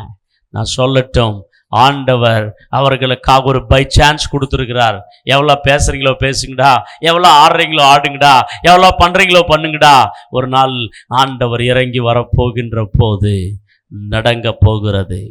ஆந்திரா நடங்க போகிறது, இந்தியா நடங்க போகிறது, கர்த்தர் நடங்க வைக்க போகிறார். அல்லேலூயா சொல்லுங்க. இதுக்கு ஒரு சின்ன எக்ஸாம்பிள். அன்றைக்கு ஈஜிப்ட்லே இஸ்ரேல் ஜனங்கள் அடிமைதனத்தில் இருக்கின்ற போது பாரோ ஆடாத ஆட்டம் எல்லாம் ஆடினான். ஆண்டவர் விட்டு பார்த்தாரு. ஆனா ஒரே அடியில அடிச்சாரு. ஈஜிப்டே பினிஷ்டு. அல்லேலூயா சொல்லுங்க. அல்லேலூயா. யார் கையில வச்சுக்கிறாங்களோ அவங்களுக்கு ரொம்ப டேஞ்சரஸ். ஆமென். அவங்களுடைய வாழ்க்கையிலே பட் ஸ்டில் வெயிட் பண்ண வேண்டும் பிரியமானவர்களே. அதனால நான் உங்களுக்கு சொல்லட்டும், ஆந்திராவிலே இல்லாவிட்டாலும் இந்தியாவிலே என்னெல்லாம் எழுந்து போராடி கொண்டிருந்தாலும் நீங்கள் பின் வாங்காதீங்க, பயப்படாதீங்க. நம்ம ராஜா ராஜா தான், நம்ம கிங்கு தான். ஹல்லேலூயா. ஹல்லேலூயா சொல்ல மாட்டீங்களா? இப்ப அமைதியா இருக்கிறாருன்னு நினைச்சிருக்கிறீங்களா? இல்ல, அவர் எழுந்தாருன்னா சத்துருக்கள் சிதறுண்டு போவார்கள். பைபிளில் சொல்லப்பட்டிருக்கிறது. சங்கீதம் 68 நினைக்கிறேன், 68 1ஆம் வசனத்துல நினைக்கிறேன், அவர் எழுந்தாருன்னா இப்ப அமைதியா உக்காந்துக்கிறார் சேர்ல, அவர் எழுந்து கொள்ள போகிறார். அந்த வசனத்தை ஒரு விஷயம் வாசிங்களா? தேவன் எழுந்திருக்கிறார், தேவன் எழுந்திருப்பார், அவருடைய சத்துருக்கள் சிதறுண்டு அவரை பகைக்கிறவர்கள் அவருக்கு முன்பாக ஓடி போவார்கள். ஹல்லேலூயா சொல்ல மாட்டீங்களா? இயேசு உட்கார்ந்துகிறார். இப்போ அவர் என்ன பண்ண போறாரா? எழுந்தருளினார் என்றால் சத்துருக்கள் என்ன போறாங்க? சிதறுண்டு போவார்கள். ஹல்லேலூயா. அல்லேலூயா. அப்படிப்பட்ட நாட்கள் சீக்கிரமாய் வரப்போகின்றது. அப்படிப்பட்ட நாட்கள் நம்முடைய நாட்களில் நடக்க போகின்றது. நீங்கள் பயப்படாதீர்கள், தைரியமாயிருங்கள் பிரியமானவர்களே. நாம் ஆராதிக்கிறவர் யார் தெரியுமா? அவர் ராஜா. சொல்லுங்க, நம்ம ஆராதிக்கிறவர் ரட்சகர். சொல்லுங்க, என்னது? நம்ம கூட சொல்லலாம், ஓசன்னா ஓசன்னா ஓசன்னா, ஜெயமே. ஹல்லேலூயா. அன்னைக்கு ஒரு நாள் தான் இந்த வார்த்தை பயன்படுத்தப்பட்டது. ஆனால் அது அநேக நாட்களாக அப்படியே என்ன ஆச்சுன்னா வர்ஷிப்ல ஒரு ஓடா மாறிச்சது, துதியில ஒரு ஓடா மாறிச்சது. அவன் அது மேல நிறைய பாடல்கள் எழுதப்பட்டது. இயேசு ராஜா முன்னே செல்கிறா, ஓசன்னா பாடுவோ. கரங்களை தட்டி, இயேசு ராஜா முன்னே செல்கிறா, ஓசன்னா வேகம் சென்றிடுவோ, ஓசன்னா ஜெயமே. கரங்களை தட்டி, ஜெயமே, ஓசன்னா ஜெயம் நமக்கே, ஓசன்னா ஜெயம் நமக்கே. அல்லேலூயா துதி மகிமை என்றும், அல்லேலூயா துதி மகிமை. அல்லேலூயா. என்னடா பண்ணிக்கிறீங்க? அடிங்கடா என்று அதெல்லாம் பார்த்துக்கணும் நீங்க. துதி மகிமை. இயேசு ராஜா எங்கள் ராஜா, இயேசு ராஜா எங்கள் ராஜா, என்றென்றும் போற்றிடுவோம், என்றென்றும் போற்றிடுவோம். ஓசன்னா ஜெயமே, glory. ஓசன்னா ஜெயமே, ஜெயம் நமக்கே, ஓசன்னா ஜெயம் நமக்கே. துன்பங்கள் சூழ்ந்து வந்தாலும், தொல்லை கஷ்டங்கள் தேடி வந்தாலும், சொல்லுங்க, துன்பங்கள் சூழ்ந்து வந்தாலும், தொல்லை கஷ்டங்கள் தேடி வந்தாலும், பயமும் இல்லை கலக்கம் இல்லை. சொல்லுங்க, பயமும் இல்லை கலக்கம் இல்லை, கர்த்தர் நம்முடனே. சொல்லுங்க சொல்லுங்க, கர்த்தர் நம்முடனே.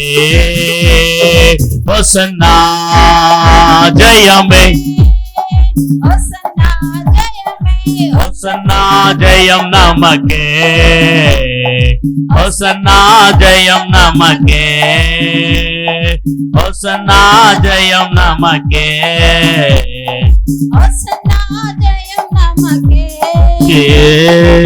ஹல்லேலூயா. முதலாவது காரியம், இயேசு ராஜா என்று சொல்லத்தக்கதான நாட்கள் தான் இந்த பாம் சண்டே.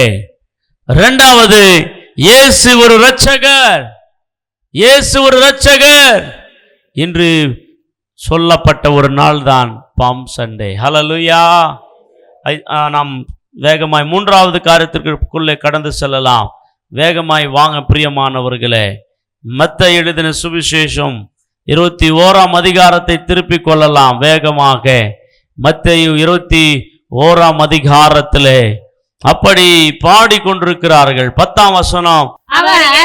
அவர் எருசலேமுக்குள் பிரவேசிக்கையில் நகரத்தார் யாவரும் ஆச்சரியப்பட்டு இவர் யார் என்று விசாரித்தார்கள். அல்லேலூயா. என்ன நடந்துச்சு இப்போ? கம்பீர சத்தம், துதி சத்தம், ஆர்ப்பரித்த சத்தம், ராஜா என்ற சத்தம் ஸ்டடன்னா நின்றுச்சு. அப்படியே நின்றுச்சு. அல்லேலூயா. அப்படியே நின்றுட்டு இவர் யார் என்று ரொம்ப வேடிக்கையாகுது. இப்போ வரைக்கும் ராஜான்னு சொல்லிவிட்டு, இப்போ வரைக்கும் கர்த்தர் பேரால வந்த நீ துதிக்கத்தக்கவர்னு சொல்லிவிட்டு, நீ தான் தாவீதின் குமாரன் சொல்லிவிட்டு, இப்ப அதே வாய் சொல்லுது யாரா இவரே? சாத்திரம். அல்லேலூயா. எப்படிக்குதோ பாத்தீங்களா கதை? இப்போ அவங்களுக்கு என்ன ஆயிடுச்சு? டவுட் வந்துச்சு. இவரேனா உண்மையா ராஜா? ராஜா இல்லாத ஒரு ராஜான்னு சொல்லிவிட்டுமா? கழுதின் மேல உக்காந்தாரு இவரேனா ராஜா? டவுட் வந்துச்சு. அவங்க என்னதான் பண்ணாங்களாம்? என்ன பண்ணாங்களா? யார் என்று ஏன் விசாரிக்காத ராஜான்னு சொல்லிட்டாங்களா? அப்போ கழுதின் மேல உக்காரத்த கூடனே ராஜான்னு சொல்லிட்டாங்களா? என்ன நடந்துச்சுங்க? ஒன்னும் நடக்கல. சிம்பிள். அவர்கள் எக்ஸ்பெக்ட் பண்ணது ரோமா கவர்மெண்ட் கிட்ட போய் ஃபைட் பண்ணி உதைச்சு அவங்கள ராஜ்யத்தை பிடுங்கி கொடுக்க போறாருன்னு தான் எக்ஸ்பெக்ட் பண்ணாங்க. இப்ப ஏசப்பா என்ன பண்ணாரு? ரோமர் கிட்டக்கு போகாம நேரா சர்ச்சுக்குள்ள வந்துட்டாரு, எருசலேமுக்குள்ள. ஹல்லேலூயா சொல்லுங்க. இப்ப அவங்களுக்கு கன்ஃபியூஸ் ஆயிடுச்சு. இவர் இல்ல போ ராஜா, இவர் எருசலேமுக்கு வந்துக்கிறார் நம்ம கிட்டக்கு. அங்க போய் ஃபைட் பண்ணி நமக்கு ராஜ்யத்தை பிடிங்கி கொடுப்பாருன்னு பார்த்தா இவர் என்ன பண்ணுகிறார்? இப்போ எருசலேமுக்குள்ள வந்துட்டாருபா. எக்ஸ்பெக்டேஷன் தப்பாயிடுச்சுபா. அதுக்காக தான் இவர் யாரோ என்று ஆச்சரியப்பட்டார்கள். அல்லேலூயா. இப்ப இங்கிருந்து ஸ்டார்ட் ஆகுதுங்க. இங்கிருந்து சிலுவை மரணம் வரைக்கும் ஸ்டார்ட் ஆகுது. இங்கதான் ஸ்டார்ட் ஆகுறது. இயேசுவுக்கு அகைனிஸ்டா ஸ்டார்ட் ஆகுது. சந்தேகம் உண்டானது இங்கேதான். இதுதான் பின்னா பாயிண்ட். இது வரைக்கும் உங்களுக்கு தெரியுமோ தெரியாதோ? இங்கதான் ஸ்டார்ட் ஆகுது. இங்க ஸ்டார்ட் ஆகி இப்பத்துல இருந்து ஏசப்பா சிலுவையிலே அறியற வரைக்கும் சந்தேகமாவே இருப்பாங்க. சோத்திரம். அல்லேலூயா. இப்ப ரிவர்ஸ் ஆகுது எல்லாம் காரியம் பாருங்க. இங்கிருந்து ரிவர்ஸ் ஆகுது எல்லாமே. இப்போது வரைக்கும் புகழின் அதே வாய்கள், இப்போ வரைக்கும் புகழின் அதே ஜனங்கள். ஏன்னா ஏசாயா தீர்க்க தரிசனத்துல வாசிக்க வேண்டாம். ஏசாயா தீர்க்க தரிசனத்துல 2 விதமான தீர்க்க தரிசனங்கள் உண்டு. ஒன்னு பாடுபடுகிற யோசேப்பின் குமாரனாகிய இயேசு, அப்படிப்பட்ட ஒரு தீர்க்க தரிசனம் உண்டு. 2வது தாவீதின் குமாரனாகிய இயேசு கிறிஸ்துவினுடைய தரிசனங்கள் உண்டு. 2ம் உண்டு. அல்லேலூயா சொல்லுங்க. இப்ப பாடுபடுகிற யோசேப்பின் குமாரனாகிய இயேசுவா எப்போ வருவாருன்னா ஃபர்ஸ்ட் கமிங். 2வது கமிங் தாவீதின் குமாரனாகிய இயேசுவாக அவர் 2வது வருகையில வருவாரு. அப்போ விடுதலை கொடுக்கிறவரா, விமோச்சனம் கொடுக்கிறவரா வருவார். ஆனா இவங்க இந்த 2 தீர்க்க தரிசனம் தெரியும் அவங்களுக்கு. ஆனா எதில் முதல் வச்சுட்டாங்கன்னா தாவீதின் குமாரனா வராரு பாருங்க, யுத்தம் பண்ணி ஜெயித்து கொடுக்கறதுக்கு. அதை எக்ஸ்பெக்ட் பண்ணிட்டாங்க. ஃபர்ஸ்ட் பாடுபடுகிறவர்களா வந்து பாடுபட்டு அடிக்கப்பட்டு ரத்தம் சிந்தி மீண்டும் அவர் போய் அவர் வந்து நாட்கள் நிறைவேறு வரைக்கும் அங்கிருந்து திருப்பி தான் 2வது வருகையில அவர் யுத்தம் செய்கிற ராஜாதி ராஜா வர்றார். ஆனா இவங்களுடைய எக்ஸ்பெக்ட் 2 தீர்க்க தரிசனம் ஏசாயால இருக்குது. ஏசாயால படிச்சா உங்களுக்கு நிச்சயமா தெரியும். ஏசாயா 42 இருந்து 53 வரைக்கும் அந்த அத்தனை சாப்டர்ஸ்ல அது இருக்குது. நான் படிச்சிருக்கிறேன். அல்லேலூயா சொல்லுங்க. அதை பிரிச்சு உங்களுக்கு ஒரு வாட்டி நான் பிரசங்கம் பண்றேன். இருங்க. எந்த சாப்டர்ல இருந்து எந்த சாப்டர் வரைக்கும் பாடுபடுகிற இயேசுவாக வருவார், அது ஃபர்ஸ்ட் கமிங். 2வது அவர் யுத்தம் செய்கிற இயேசுவா வருவார், அது செகண்ட் கமிங். அது எப்படின்னு பிரிச்சு படிச்சாதான் தெரியும். பட் அவங்களுக்கே தெரியல இன்னைக்கு இஸ்ரேலுக்கு. அல்லேலூயா சொல்லுங்க. அதை எக்ஸ்பெக்ட் பண்ணிட்டாங்க. 2வது கமிங்க ஃபர்ஸ்ட் எக்ஸ்பெக்ட் பண்ணாங்க. அதனால்தான் ஓசனா ஜெயமேன் எல்லாம் பாடுறது நிறைய இன்னும் விலைகளை வெட்டி போட்டு நல்லா ரெண்டு சந்தோஷமா கொண்டாடினாங்க. இப்போ ரோமர் கையில போல எருசலேமுக்கு திரும்பினா உடனே அப்படியே ஷாக் ஆயிட்டு ஆடாடாடா, இவரேனா ராஜா, இவரேனா மெஸ்ஸையா, இவரேனா ரட்சகர், இவரேனா மீட்பர் அப்படின்னு ஒரு சந்தேகம் அவங்களுக்குள்ள உண்டாகி துதிச்சிருந்த வாயெல்லாம் பொத்திக்கிட்டு சைலண்ட் ஆயிட்டாங்க. சோத்திரம், ஹல்லேலூயா. பாருங்க, அதுக்கு அர்த்த வசனம், அதற்கு ஜனங்கள் இவர் கலிலேயாவில் உள்ள நாசரேத்திலிருந்து வந்த தீர்க்கதரிசியாகிய இயேசு என்றார்கள். அப்பா, யாருன்னு சொல்லிட்டாங்க. இப்போ அதுக்கு முன்னாடி யாருன்னு சொன்னாங்க? ராஜான்னு சொன்னாங்க, ஓசன்னான்னு சொன்னாங்க, கர்த்தர் பேரால வருகிறவர் சோத்திரிக்கப்படத்தக்கவர்னு சொன்னாங்க. இப்ப யாருன்னு சொல்றாங்க? சொல்லுங்க ஐயா. நாசரேத்தில இருக்கிற தீர்க்கதரிசியாகிய இயேசு என்று சொல்றாங்க. இப்ப இவர் அவங்களுடைய மைண்ட் செட்ல இவர் யாரா மாறிட்டாங்க? சொல்லுங்க. வேதத்தை அராக்குறை படிச்சு வேதத்தை தவறு கண்டுபிடிக்கிறவன் இந்த வசனத்தை வச்சுதான் சொல்றது, பைபிள போட்டுக்குது இயேசு தீர்க்கதரிசி தான், கடவுள் இல்லைன்னு சொல்றான்.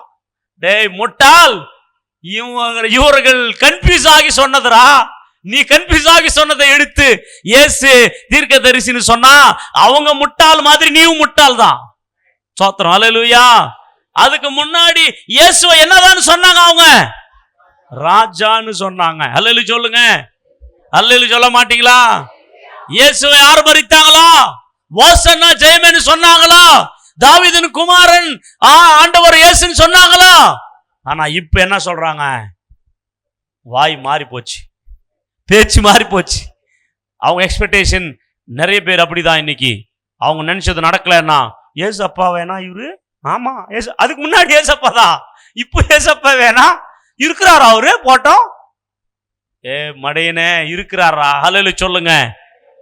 நீ நினைச்சது நீ நினைச்சது நடக்கலன்னா அவர் கடவுள் இல்லையா? நீ நினைச்சது நடந்தாலும் நடக்கலனாலும் இயேசுதான்.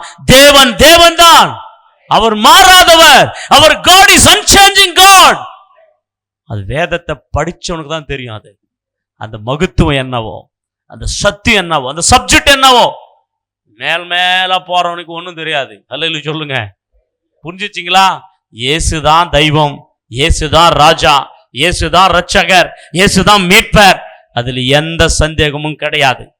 அவங்க சந்தேகப்பட்ட மாதிரி நீங்க உட்காந்து சந்தேகப்படாத. ஹல்லேலூயா. அப்படியே பட்டவங்க இருக்கீங்களா? இயேசு தேவன்னு கேட்ட மாதிரி நீங்களும் கேட்டீங்களா? இவர் யாரோ அப்படின்னு சொன்னீங்களா? சொல்லியிருந்தா இன்னைக்கு மண் தருவிடுங்க. இயேசுதான். ஹல்லேலூயா. அதுல எந்த மாற்று கருத்தும் இல்லை. இங்குதான் அங்க ஸ்டார்ட் ஆச்சு.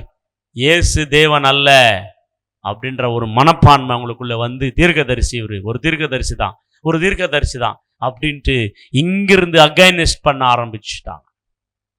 ஆமென்.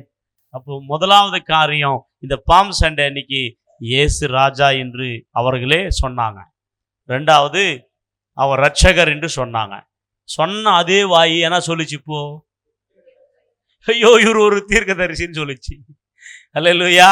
இப்போ எதுக்கு சொன்னாங்களோ அதை நான் சொல்லிட்டு இப்போ உங்களுக்கு கான்செப்ட் எல்லாம். ஹல்லேலூயா. இதெல்லாம் அதிகமாக நம்ம பிரசங்கம் பண்ணிக்கிறதுக்கு நேரம் இல்லாதனால அப்படியே போகுது மேலே ஒன்றும் பண்ண முடியாது, நேரம் இல்லாதனால. ரைட். இப்போ மூணாவது கான்செப்டை போயிட்டு நான் முடிச்சிடுறேன். மூணாவது மட்டும் சொல்லி முடிக்கிறேன். நம்ம வாசிக்கலாம் வாங்க. 12ஆம் வசனம். மத்தேயு. இயேசு தேவாலயத்தில். இப்ப எங்க போயிட்டார் இயேசு? அதுதான் தவறாயிடுச்சா உங்களுக்கு? இயேசு எங்க போயிருக்கணும்? ரோமர் கிட்ட போய் யுத்தம் பண்ணிக்கணும். ஆனா இயேசு எங்க வந்துட்டாரு? தேவாலயத்துல வந்து பிரவேசித்து ஆலயத்திலே விற்கிறவர்களும் கொல்லுகிறவர்களும் ஆகிய யாவரையும் வெளியே துரத்தி காசுக்காரருடைய பலகைகளையும் புறா விற்கிறவர்களையும் ஆசனங்களையும் தவிர்த்து என்னுடைய வீடு ஜெப வீடு எண்ணப்படும் என்று எழுதியிருக்கிறது. நீங்களோ அதை கல்லர் குகையாக்கினி என்றார். ஹல்லேலூயா. இப்ப எங்க போயிட்டார் இயேசுவானவர்? தேவாலயத்துக்குள்ள போனாரு. தேவாலயத்துக்குள்ள போனாக்கா அங்க பாட்டு, அங்க ஆராதனை, அங்க செய்தி, அங்கே சோத்திரம், அல்லேலூயா குதா. என்ன குதாங்க? அல்லேலூயா சொல்ல மாட்டீங்களா? தேவாலயத்துக்குள்ள போனா தேவாலயத்துல ஜெபம் இருக்கணும், பாடல் இருக்கணும், ஆராதனை இருக்கணும், செய்தி இருக்கணும், கர்த்தரை மகிமைப்படுத்த இருக்கணும். ஆனா அந்த ஆலயத்துக்குள்ள போனா அதுக்கு மாறாக வேற இருக்கிறது. என்ன இருக்குது? என்ன இருக்குதுன்னா, ஏமா தூங்குறவங்க அல்லேலூயா சொல்லுங்க, தூங்குறவங்க அல்லேலூயா சொல்லுங்க. பரவாயில்ல, நிறைய மூச்சு நிக்கிறீங்க. அல்லேலூயா சொல்ல மாட்டீங்களாமா? என்ன இருக்குது பிரதர்? ஆலயத்திலே, எருசலேம் ஆலயத்திலே, ஜெப ஆலயத்திலே, துதிக்கிற ஆலயத்திலே, ஆராதிக்கிற ஆலயத்திலே என்ன இருக்குது? வியாபாரம். என்ன மாத்திக்கிறாங்க? ஆலயத்தை வியாபார ஸ்தலமாய் மாத்தி இருக்கிறாங்க. என்னன்னா வித்துனுக்குறாங்களா? ஏதோ வித்துனுக்குறாங்க பாஸ்டர்ன்றீங்களா? என்ன வித்துனுக்குறாங்க? ஆலயத்துல புறா குஞ்சுகளை வித்துனுக்குறாங்க, ஆடுகளை விற்கிறாங்க, அங்கே மாடுகளை விற்கிறாங்க. அல்லேலூயா சொல்லுங்க. எதுக்குன்னா அந்த நாட்களிலே கூட பலிகள் இருந்துச்சு. பலி செலுத்தணும்னா ஒரு ஆட்டை பிடிச்சின்னு போனோம். ஒருவேளை ரொம்ப பணம் இல்லாதவன் புறா குஞ்சுகளை பிடிச்சிட்டு போவான், புறா. அல்லேலூயா. அப்போ ஆலயத்துல என்ன நடந்துச்சு? பலிகள் செய்து கொண்டிருந்தார்கள். இப்ப அந்த பலி செய்து கொண்டிருக்கிறதான அந்த பலிக்கு என்ன வேணும்? மாடு செலுத்துறோம் மாடு, ஆடு செலுத்துறோம் ஆடு, கோழி செலுத்துறோம் கோழி, அது மாதிரி புறாக்கள் இருந்துச்சு. அல்லேலூயா. அப்போ அந்த பலிகளுக்கு எல்லாம் அந்த சர்ச்சில் என்ன பண்ணிட்டு இருந்தான்? வியாபார ஸ்தலமா மாத்திட்டு இருந்தான், பணம் சம்பாதிக்கிறதா மாத்திட்டு இருந்தான். அல்லேலூயா சொல்ல மாட்டீங்களா?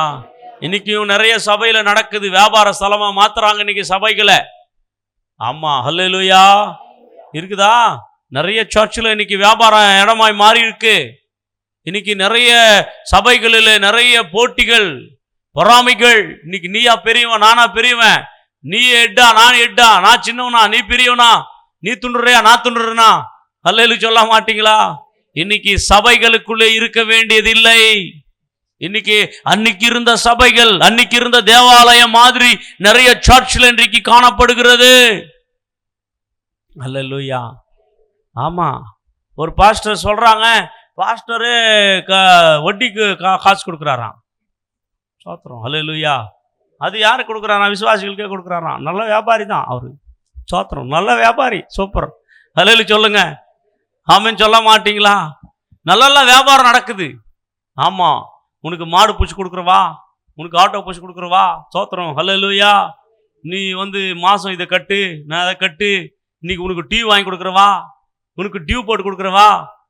நிறைய வியாபாரம் நடக்குதுல்ல. அல்லேலூயா சொல்லுங்க. ஆமா, இந்த சர்ச் வியாபாரம் பண்ற இடம் இல்ல, பாஸ்டர் வியாபாரம் பண்ற பாஸ்டர் இல்ல. ஆமா, எப்போ பார்த்தாலும் கமர்ஷியல் மைண்ட் இல்ல, ஒரே ஒரு மைண்ட் இருக்கணும் பாஸ்டர்ஸ்க்கு. ஆண்டோட வார்த்தை மட்டும் போதிக்கணும், ஜெபிக்கணும், உருவாக்கணும். அதுதான் யா சபை. ஆண்டவர் மூணாவது என்ன பண்ண வந்தார் தெரியுமா? சபையை சுத்திகரிக்கும்படி வந்தார். சொல்லப்பட்டீங்க. ஹல்லேலூயா. ஆண்டவர் ஆமா நல்ல விதி வியாபாரம் நல்ல சம்பாரி அப்படின்னாரா? ஏசு ஆண்டவர் என்ன சொன்னாரு? எல்லாம் வச்சு தொலைனாரு. என்ன பண்ணாருயா? என்ன பண்ணுகிறார்? வாசிங்க மாத. என்ன பண்ணாரு? கோபம் வந்துச்சு இயேசுவுக்கு. இயேசு தேவாலயத்தில் பிரவேசித்து ஆலயத்திலே விற்கிறவர்களும் கொள்ளுகிறவர்களும் ஆகிய யாவரையும் வெளியே துரத்தி காசுக்காரருடைய பலகளையும் புறா விற்கிறவர்களின் ஆசனங்களையும் கவிழ்த்து தள்ளிட்டாரு. படத்ரோசின்னு போட்டிருக்கு. அல்லேலூயா. என்னுடைய ஆலயம் என்ன ஆலயம்? ஜெப வீடு என்னப்படும். என்ன வீடு? இந்த வீட்டுல என்னதான் இருக்கணும்? ஜெபம் இருக்கணும், ஆராதனை இருக்கணும், சோத்திரம் இருக்கணும், கர்த்தருக்கு மகிமையான காரியங்கள் இருக்கணும். இந்த சர்ச்சுக்குள்ள என்ன இருக்கக்கூடாது? வியாபாரம் இருக்கக்கூடாது. அல்லேலூயா சொல்லுங்க. சர்ச்சுக்குள்ள வியாபாரம் இருக்கக்கூடாது. சர்ச்சுக்குள்ள என்ன இருக்கக்கூடாது? அல்லேலூயா. பிரியமானவர்களே, நிறைய சர்ச்சில் இன்றைக்கு வியாபார இடமாய் மாற்றியிருக்கிறார்கள். அதை ஆண்டவர் சுத்திகரிக்கும்படி வந்த நாள் தான் இந்த நாள். இன்னைக்கு எத்தனையோ குடும்பங்கள், எத்தனையோ சபைகள் சுத்திகரிக்கப்பட வேண்டும் இன்றைக்கு. ஆமா, இது பொலிட்டீஷியன் இடம் இல்லை, இது வியாபார இடம் இல்லை, இது உலகத்தின் காரியம் செய்கிற இடம் இல்லை. இந்த டயாஸ் இங்கே பேசுறவனுடைய புகழை எடுத்து பேசுகிற இடம் இல்லை. இது கர்த்தரை புகழ்கிற ஒரு இடம், கர்த்தருக்காய் பேசுகிற ஒரு இடம், கர்த்தரை உயர்த்துகிற ஒரு இடம், கர்த்தருடைய குணங்களை பேசுகிற ஒரு இடம், கர்த்தரை போல நம்மளை மாட்டுகிற ஒரு இடம். இந்த இடத்திலே தேவனுக்கு தான் மகிமை, இந்த இடத்துல தேவனுக்கு தான் மகிமை. அல்லேலூயா சொல்லுங்க, அல்லேலூயா. என்ன நடந்துச்சு இந்த ஆலயத்திலே அப்படின்னு பார்த்தா, இந்த ஆலயத்தில் இருக்கிற எல்லா வியாபாரம் யாருது தெரியுமா? அந்த பாஸ்டருங்கள் தான். அல்லேலூயா. ஆமாங்களா? ஆமா. ஏன்னா ஆலயத்தில் வேலை பண்றதெல்லாம் யார் தான்? ஆசாரியர்கள். பலி செலுத்துறது யார் தான்? ஆசாரியர்கள். அல்லேலூயா. ஆமென் சொல்ல மாட்டீங்களா? அல்லேலூயா. 2 பேர் வாங்கடா, நீங்க 2 பேர் வாங்க, இவங்க 2 பேர் அல்லேலூயா சொல்லுங்க. பலி செலுத்துற ஆசாரியர்கள். ஆமென். வாப்பா இங்கே நில்லு. அல்லேலூயா. 2 பேரும் அல்லேலூயா. இவர் ஆசாரியனுடைய ஆளு. யார் இவரு? ஆசாரியனுடைய ஆளு. இவருக்கு பறவைகள், ஆடுகள், மாடுகள் எல்லாமே இவர் விற்பனை பண்ணுவார். சும்மா வச்சுக்கோங்களா, அப்படி ஆலயத்தில் நடந்தது இப்படி. ஆமா, இவர் ஆசாரியனுடைய ஆள். அப்படி இல்லப்பா, அப்படி. அல்லேலூயா. இவர் ஒரு சாதாரணமான மனுஷன். ஆலயத்துக்குள்ளே வந்தான். யார் இல்லையா உனக்கு? குட்டி பசங்க எல்லாம் சண்டே. நீ வாடா அபிஷேக், அபிலாஷ் வா. ஸ்தோத்திரம். அல்லேலூயா. வாப்பா, நீ சீக்கிரம் வாப்பா, பாஸ்டா, பயப்படாத வா, ஒன்றும் பண்ண மாட்டோம். ஸ்தோத்திரம். அல்லேலூயா. அவரை பிடிச்சிக்காப்பா. இவர் ஒரு ஆடு, சும்மா இவர் ஒரு ஆடு. அல்லேலூயா. இப்போ நான் ஆசாரியன். ஆமென். இப்போ இவர் என்கிட்ட புஷ்ணு வராரு. வாப்பா, என்னப்பா பலி செலுத்தணுமா அப்படின்னு கேட்பாரு. ஆமாம், பலி செலுத்தணும். இப்போ என் ஆள் அங்கே இருப்பான், என் ஆளை கூடுவேன். பவன், ஆமாம், செந்துன்ற பையன் பலிக்கு ஆடை கூட்டிட்டு வந்துக்கிறான், அதை ஒரு ஆட்டி பரிசோதனை பண்ணிட்டு அது நல்ல ஆடா இல்லையா, பலி செலுத்துறதுக்கு தகுதியான ஆடான்னு போய் செக் பண்ணுவான். செக் பண்ணா மேலே எல்லாம் செக் பண்ணிட்டு என்கிட்ட சொல்லுவான், ஐரே இது சரியான ஆடு இல்லை ஐரே அப்படின்னுவான். ஸ்தோத்திரம். அல்லேலூயா. நான் இப்படி வந்துரு. நான் சொல்லுவேன், செந்தோ இந்த ஆடுல கொட்டை இருக்குது, பிரச்சனை இருக்குது, இந்த ஆடு சரியில்லை, இந்த ஆடு என்ன செலுத்த முடியாது, பலி செலுத்த முடியாது. அப்ப நான் சொல்லுவேன், செந்தோ இங்க எங்க ஆள் கிட்ட நல்ல ஆடெல்லாம் வச்சிருக்கிறோம், அந்த ஆடை போய் வாங்கிட்டு இந்த ஆடை அவர்கிட்ட குத்துரு அப்படின்னுவோம். அல்லேலூயா சொல்லு. அல்லேலூயா. ஏன்னா செந்து புரியுதா நான் சொல்றது? இந்த எங்க ஆள் கிட்ட இருக்கிற ஆடை புடிச்சினுவான், இந்த ஆடு சரியான ஆடு இல்லை, அவர்கிட்ட குத்துருன்னு எத்தனை வாய்ப்பு குத்துருவாரு. அல்லேலூயா. இவர் மந்தல ஓட்டிடுவார் அது. அல்லேலூயா. ஆமென் சொல்லுங்க. இப்ப மந்தல ஓட்டி இன்னொரு ஆடை இவர் கொடுப்பாரு. இவர் என்ன பண்ணுவாரு? இவருக்கு காசு கொடுப்பாரு. அல்லேலூயா சொல்லுங்க. இப்ப இந்த ஆடு உள்ள போச்சு பாருங்க, இந்த ஆடு உள்ள போயிட்டு நல்ல ஆடு ஆயிடும். ஸ்தோத்திரம். அல்லேலூயா சொல்லுங்க. அல்லேலூயா. உள்ள போயிட்டு என்ன ஆடு ஆயிடும்? நல்ல ஆடு ஆயிடும் இந்த ஆடு. அப்போ இந்த ஆசாரியன் தான் ஏமாத்துறது, இந்த ஆசாரியன் தான் அந்த கடை, இந்த ஆசாரியன் தான் அந்த வியாபாரம். இப்படிதான் எருசலேமிலே நடந்து கொண்டிருந்தது. ஒரு கை தட்டுங்க கர்த்தருக்கு ஸ்தோத்திரம். Very good. அல்லேலூயா. அல்லேலூயா. இதெல்லாம் எபிரேய கல்ச்சர்ல படிச்சு நானு 3 வருஷம் எபிரேய கலாச்சாரத்தை படிச்சிருக்கிறேன். அந்த கலாச்சாரத்தில் எல்லாம் கிளியராக இப்படிதான் ஏமாத்தி பொழப்பு நடத்தி கொண்டிருந்தார்கள். இதெல்லாம் ஆண்டவர் பார்த்தாரு. என்னுடைய ஆலயம், ஏன்னா ஏசாயா தீர்க்கதரிசனம் 56:7 சொல்லப்பட்டிருக்கிறது, என்னுடைய ஆலயம் ஜப வீடு எனப்படும், எல்லா ஜனங்களுக்கு ஜப வீடு எனப்படும் என்று அங்க சொல்லப்பட்டிருக்கு. அந்த ஜப வீட்டை என்ன பண்ணிட்டாங்க இவங்க? கல்லறை குகையாய் மாட்டிருந்தாங்க. ஆண்டவர் அதை பார்த்தாரு. இது இப்படியே போச்சனா, இந்த சபை இப்படியே வியாபார ஸ்தலமா மாறிச்சனா எப்படின்னு சொல்லிதான் அன்றைக்கு பாம் சண்டே அன்னைக்கு ஆண்டவர் என்ன பண்றாரு, எல்லாம் தள்ளிப்புட்டு ஞாபகப்படுத்தாரு, ரிமைண்ட் பண்றாரு. ஆலயம் என்றால் என்ன என்று ரிமைண்ட் பண்ண ஒரு நாள் தான் இந்த பாம் சண்டே. கைத்தட்டி கர்த்தருக்கு ஸ்தோத்திரம் பண்ணுங்க. அல்லேலூயா. பாம் சண்டே என்று சொன்னால் இலைகளை மட்டைகளை பிடிச்சின்னு போய் ஆடுறது இல்லை. நீ ஆண்டவரை வச்சு வியாபாரம் பண்றியா, இல்ல சர்ச்சை வச்சு வியாபாரம் பண்றியா, விசுவாசிகளை வச்சு வியாபாரம் பண்றியா, அது ஊழியம் அல்ல. அல்லேலூயா. அது மாற வேண்டும் என்று சொல்லி உணர்த்தின ஒரு நாள் தான், சுத்திகரித்த ஒரு நாள் தான் ஆலயத்தை. ஆலயம் தான். ஆலயத்துல என்ன இருக்கணும், ஆலயத்துல என்ன இருக்கக்கூடாது, எடுத்து வெளியே போடு என்று சொல்லி கொடுத்தப்பட்ட நாள் தான் இந்த பாம் சண்டே. சொல்ல மாட்டீங்களா? இந்த சண்டே என்ன பண்ணணும்? தேவனுடைய ஆலயம் ஜெப வீடு என்னப்படும். அல்லேலூயா. நீங்க மண்டே வந்து பாருங்க, அங்கங்க சேர்ஸ் இருக்கும், அங்கங்க சேர்ஸ், அவங்க பாட்டுக்கு வந்து ஜெபம் பண்ணிட்டே இருப்பாங்க. இந்த ஆலயத்தை தான் கர்த்தர் விரும்புவார். இந்த மாதிரி ஒரு ஜெபத்தை தான் கர்த்தர் விரும்புவார். இந்த இடத்துல வியாபாரம் நடப்பதற்கு சான்ஸ் இல்லை. பிரியமானவர்களே, ஆலயம் என்பது, ஊழியம் என்பது வியாபாரம் அல்ல. ஊழியம் என்பது தேவர் ராஜ்யத்தை கட்டுவது. ஜெபம் இருக்க வேண்டும். அப்போ மூன்றாவது காரியம், ஆண்டவர் இந்த பாம் சண்டே இன்னைக்கு என்ன பண்ணாருன்னா, தேவாலயத்தை சுத்திகரித்து, தேவாலயத்தில் என்ன இருக்கக்கூடாதோ அவைகளை தள்ளிவிட்டு இது இருக்க வேண்டுமோ என்று சுட்டி காட்டின நாள் தான் இந்த பாம் சண்டே. அவன் சொல்ல மாட்டீங்களாமா? அல்லேலூயா. அவன் சொல்லுங்க. இன்னைக்கு நிறைய சபைகளிலே, ஆமாம், அதை வேலை விடு, இதை வேலை விடு, அதை பணம் பண்ணு, இதை பணம் பண்ணு, நிறைய சபைகள் இன்னைக்கு நடந்து கொண்டிருக்கிறது. காரணம் என்ன? அது வியாபாரம் இடமில்லை, அது வியாபார இடமாய் மாட்டி விட்டார்கள் இன்றைக்கு சபையை. ஆமென். ஹல்லேலூயா. ஆமென் சொல்ல மாட்டீங்களா? ஆமாம், ஆண்டவருடைய சபை ஜெப வீடு என்னப்படும். சொல்லுங்க இந்த வார்த்தை. ஆண்டவருடைய சபை ஜெப வீடு என்னப்படும். என்ன வீடு? ஜெப வீடு. அப்போ ஆண்டவர் அதை விரும்புகிறார். அப்போ ஜெபத்தை விரும்புகிறார், இதை வெறுக்கிறார். நம் வாழ்க்கையில் இருந்தால் அதை எடுத்து போடு விடுங்கள். கர்த்தருக்கு ஜெபம் பண்ணுகிற ஒரு வீடாய் மாறுங்கள். ஆமென். ஹல்லேலூயா. நான் முடிக்கிறேன். கடைசியாக நம்ம எத்தனை பார்த்துட்டோம்? 3 பார்த்துட்டோம். ஹல்லேலூயா. 4வது ஒரு வசனத்தை மட்டும் வாசி க்ளோஸ் பண்ணலாம். நேரம் ஓடி போச்சு. ஏன்னா 2 ஆராதனைக்கு போகிறதுக்கு டிஸ்டர்ப் ஆகும். ஆமா, 21ஆம் அதிகாரம் 16ஆம் வசனத்துல அவரை நோக்கி இவர்கள் சொல்கிறதை கேட்டீர்களோ என்றார்கள். அதற்கு இயேசு ஆம் கேட்கிறேன், குழந்தைகளுடைய வாயினாலும் பாலகருடைய வாயினாலும் துதி உண்டாகும்படி செய்தீர் என்பதை நீங்கள் ஒரு காலம் வாசிக்கவில்லையா என்றார். ஹல்லேலூயா. இப்ப என்ன நடந்தது? 3 நம்ம சம்பவத்தை பார்த்தோம். 1 ராஜா என்று ஞாபகப்படுத்தின நாள் தான் பாம் சண்டே.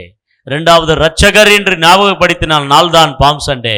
3வது தேவனுடைய ஆலயம் என்னது என்று ஞாபகப்படுத்தின நாள் தான் 3வது காரியம் பாம் சண்டே. 4வது என்ன நடந்தது என்று சொன்னால், இப்போ ஏசப்பா இந்த கழுதின் மேல உக்காரும் போது ஸ்டார்ட் ஆச்சு பாருங்க, ஓசன்னா ஜெயமே அப்படின்னு. இவங்க நிறுத்திட்டாங்க பெரியவங்கெல்லாம், ஆனா பிள்ளைங்க நிறுத்தலைங்க. சோத்திரம். ஹல்லேலூயா. பிள்ளைங்க நிறுத்தல. ஹல்லேலூயா சோத்திரம் ஓசன்னான்னு சொல்லிக்கிறாங்க பிள்ளைங்க. பெரியவங்க பார்த்தாங்களா, அப்படி பல்ல கடிக்கிறான் ஒத்தத்தன். ஹல்லேலூயா. ஆரம்பிச்சிருந்து அவன் தான், அவன் நிறுத்திட்டான், பிள்ளைங்க நிறுத்தல. அதனால ரொம்ப ஜாக்கிரதையா இருக்கணும். நிறைய பேர் ஆரம்பிச்சிருவாங்க, ஆனா அவங்க நிறுத்திடுவாங்க, அவன் நிறுத்த மாட்டான். ரொம்ப உஷாரா இருக்கணும். இங்க கவனிங்க, அவன் ஆரம்பிச்சிருந்த பெரியவன் தான், இப்ப அவனுக்கு சந்தேகம் நிறுத்திட்டான். ஆனா பிள்ளைங்க நிறுத்தல. ஆண்டவரை துதிக்கிறத, ஆண்டவர் ஆராதிக்கிறத. ஹல்லேலூயா சொல்லுங்க. அப்ப ஆண்டவர் கிட்ட போய் கேட்கறாங்க, அவன் சொல்றது கேக்குதா உனக்கு? ஆமா கேக்குது, எனக்கு நல்லா கேக்குது, ரொம்ப அற்புதமா ஆராதிச்சுக்கிறாங்க. ஆமா நல்லா கேக்குதுன்றாரு. அப்ப கேட்டுட்டு என்ன சொல்றாருன்னா, பிள்ளைகளும் பாலகரும் கர்த்தரை துதிப்பாங்கன்னு பைபிள் எழுதியிருக்கே, உனக்கு எப்பவுமே படிக்கலீங்களாடான்றாரு. ஹல்லேலூயா சொல்ல மாட்டீங்களா? ஆமா, சங்கீதம் 8ஆம் அதிகாரம் 2-3 வசனத்துல இது இருக்குது. வீட்டுல போய் வாசிச்சுக்கங்க. அந்த வசனத்தை தான் காமிச்சு கொடுக்குறாரு ஏசப்பா. சங்கீதத்துல ஆல்ரெடி ஏற்கனவே இந்த வசனம் சொல்லப்பட்டுக்குது. ஒரு நாள் வாசிக்கலையா? அது கூட ஒரு தீர்க்க தரிசனம். அன்னைக்கு சொல்லப்பட்ட தாவீதின் காலத்துல சொல்லப்பட்ட அந்த தீர்க்க தரிசனம் இந்த நாளிலே பாம் சண்டே அன்னைக்கு நிறைவேறி இருக்குது. பிள்ளைகளும் கர்த்தரை துதித்து ஆர்ப்பரித்தார்கள். பிள்ளைகளுக்கு அரு கூட அவங்களுக்கு இல்லையா? பிள்ளைங்க மாதிரி வரணும் எல்லாரும். ஆமா, அல்லேலூயா சொல்லணும், துதிக்கணும், ஆர்ப்பரிக்கணும், ஆராதிக்கணும். அவங்க சந்தேகப்பட்டாங்க, பிள்ளைங்க சந்தேகப்படலை. அவங்க நிறுத்திட்டாங்க, பிள்ளைங்க நிறுத்தல. அவங்க வியாபார ஸ்தலமா மாத்திருந்தாங்க, ஆனா பிள்ளைங்க மட்டும் கர்த்தர் என்ன பண்ணிருந்தாங்களா? சொல்ல மாட்டீங்களா? கர்த்தரை துதிச்சாங்க. பாத்தீங்களா? சங்கீதம் 8 இருக்குதா? 2-3 வசனம் பாத்தீங்களா? பாத்தீங்களா இல்லையா? బాలుర యొక్కయు చెట్టి పిల్లల యొక్కయు సుతుల మూలముగా దుర్గమును ஸ்தாபிஸ்தாவ் போட்டிருக்குது அந்த வசனம். அந்த வசனம் தான் இங்கே ஆண்டவர் சொன்னது. ஹல்லேலூயா சொல்லுங்க. அப்ப எதுவுமே வாசிக்கலையா நீங்க? ஆமா, நிறைய பேர் வாசிப்பாங்க, ஆனா மண்டைக்கு ஏறாதுங்க. ஹல்லேலூயா சொல்லுங்க. மண்டைக்கு ஏறலன்னா வேஸ்ட். புரிஞ்சுச்சா? அப்போ என்னதான் இது 4வது காரியம் நமக்கு குறிப்பிடுகிறதுன்னு சொன்னா, ஆண்டவராகிய இயேசு துதிக்கு பாத்திரர். அவரை துதிக்கிறதை நிறுத்தக்கூடாது என்று நமக்கு சொல்லுகிறது. அவருக்கு ஒரு பாம் சண்டே அன்னைக்கு மட்டுமல்ல, ஒரு சண்டே மட்டுமல்ல, ஏதோ ஒரு நாள் மட்டுமல்ல ஆராதனைக்குரியவர். அவர் என்றென்றைக்கும் ஆராதனைக்குரியவர். அல்லேலூயா சொல்லுங்க. அவர் ஒவ்வொரு நாளும் ஆராதனைக்குரியவர். அவர் ஆராதனை விரும்புகிறவர். அவர் ஆராதனை பிரியப்படுகிறவர். நீ ஆராதிச்சனா ஒரு துர்கமாக உன் வீட்டு சுற்றில் இருப்பார், உன் பிள்ளைகள் சுற்றில் இருப்பார். யாரெல்லாம் கர்த்தரை ஆராதிக்கிறாங்களோ அவங்க சுற்றிலும் கர்த்தர் இருப்பார். ஆமென் சொல்ல மாட்டீங்களா? அதனால என்ன நிறுத்தக்கூடாது? நீங்க துதிக்கிறத நிறுத்த கூடாது. ஹல்லேலூயா சொல்லுங்க. ஆமென். கடைசியில நடக்க போற ஒரு தீர்க்க தரிசனத்தை சொன்னாரு. அதை வீட்டில் போய் வாசிச்சு பாருங்க. லூக்கா எழுதின புத்தகம் 19ஆம் அதிகாரம் 41 44. ஆமா, எருசலேம் நகரம் விழுந்து போகும், அதை பற்றி அழுதார். அன்னைக்கு அழுதார். இந்த எருசலேம் நகரம் விழுந்து போகும் என்று சொல்லி அழுதார். அழுதின ஒரு நாட்கள். ஒரு கல் மேலே கல்லும் நிற்காது, எல்லாம் விழுந்து போகிறது என்று தீர்க்க தரிசனம் சொன்னப்பட்ட ஒரு நாள் தான் இந்த பாம் சண்டே. அதான் ஜி. ஹல்லேலூயா ஆமென். இது அப்படியே நடந்துச்சு. AD 70 ஆண்டவர் சொன்ன தீர்க்க தரிசனம். ஒரு கல் கூட இல்லாம எருசலேம் அழிக்கப்பட்டது. பிரியமானவர்களே, எதுக்குன்னு சொன்னா, இவ்வளோ நான் பண்ணியும் என்னை தெரிஞ்சுக்கலையே, இந்த சமாதானத்தை தெரிஞ்சுக்கலையே, என்னை தெரிஞ்சுக்காம போயிட்டாங்களே அப்படின்னு அழுதாராம். பைபிள் போட்டிருக்கு. அந்த லூக்கா 19 அவர் அழுதார் என்று போட்டிருக்கு. எருசலேமை பற்றி அவர் கண்ணீர் சிந்தினார், அவர் அழுதார். இருக்குதா? படிக்காதீங்க, டைம் இல்லை, நேரம் ஓடி போச்சு. இந்த 5 காரியம் நமக்கு ரிமைண்ட் பண்ணுகிற நாட்கள் தான் இந்த பாம் சண்டே. ஹல்லேலூயா சொல்ல மாட்டீங்களா? ஹல்லேலூயா. கடைசியா நான் முடிக்கிறேன். ஆனா நீயும் நானும் சொல்லுங்க, நம் ராஜா இயேசு ராஜா, நம் ராஜா ரட்சகர், நம் ராஜா சுத்திகரிக்கிறவர், ஆலயம் என்ன என்று நினைவு பூட்டினவர், அவர் என்றென்றைக்கும் துதிக்கத்தக்க பாத்திரர். எல்லாம் ஏந்து நிற்கலாமா? நான் முடிச்சுட்டேன். கர்த்தருக்கு ஸ்தோத்திரம். நேரம் ரொம்ப ஓடிட்டுக்குத. எல்லாரும் எழுந்து நிற்கலாமா? எல்லாம் எழுந்து நிற்கலாமா? சந்தேகப்படாத இயேசுவை ஜெபிக்கலாம். பரலோக பிதாவே, நீங்க பேசின வார்த்தைகளுக்காக நன்றி. இன்றைக்கு உலகம் முழுவதும் இதை செலிப்ரேட் பண்ணுகிறார்கள். ஆனால் எங்களுக்கு நீர் கொடுத்த நல்ல பாடத்திற்காக ஸ்தோத்திரம். நீர் ராஜா என்று நிரூபித்த நாள் தான் இன்றைக்கு. நீர் இரட்சகர் என்று நிரூபித்த நாள் தான் இன்றைக்கு. ஓ, நீர் தேவாலயம் எப்படி இருக்கணும் என்று காமிச்சு கொடுத்த நாள் தான் இன்றைக்கு. நீர் என்றைக்கும் துதிக்கு பாத்திரர் என்றதை காமிச்ச நாட்கள் தான் இன்றைக்கு. நாங்கள் அதை அறிந்தவர்களா கடந்து செல்ல கிருபை தாரும். இந்த வார்த்தை கேட்டு ஒப்பு கொடுக்கிற ஒவ்வொரு வாழ்க்கையை நீர் இடைப்பட்டு நடத்துவீராக. தொடர்ந்து எங்களை ஆளுகை செய்யும். இந்த வாரம் முழுவதும் எங்களை வழிநடத்தும், எங்களை தாங்கி நடத்தும், எங்களை பலப்படுத்தும். இயேசுவின் நாமத்தில் ஜெபிக்கிறோம் பிதாவே. ஆமென். ஹல்லேலூயா.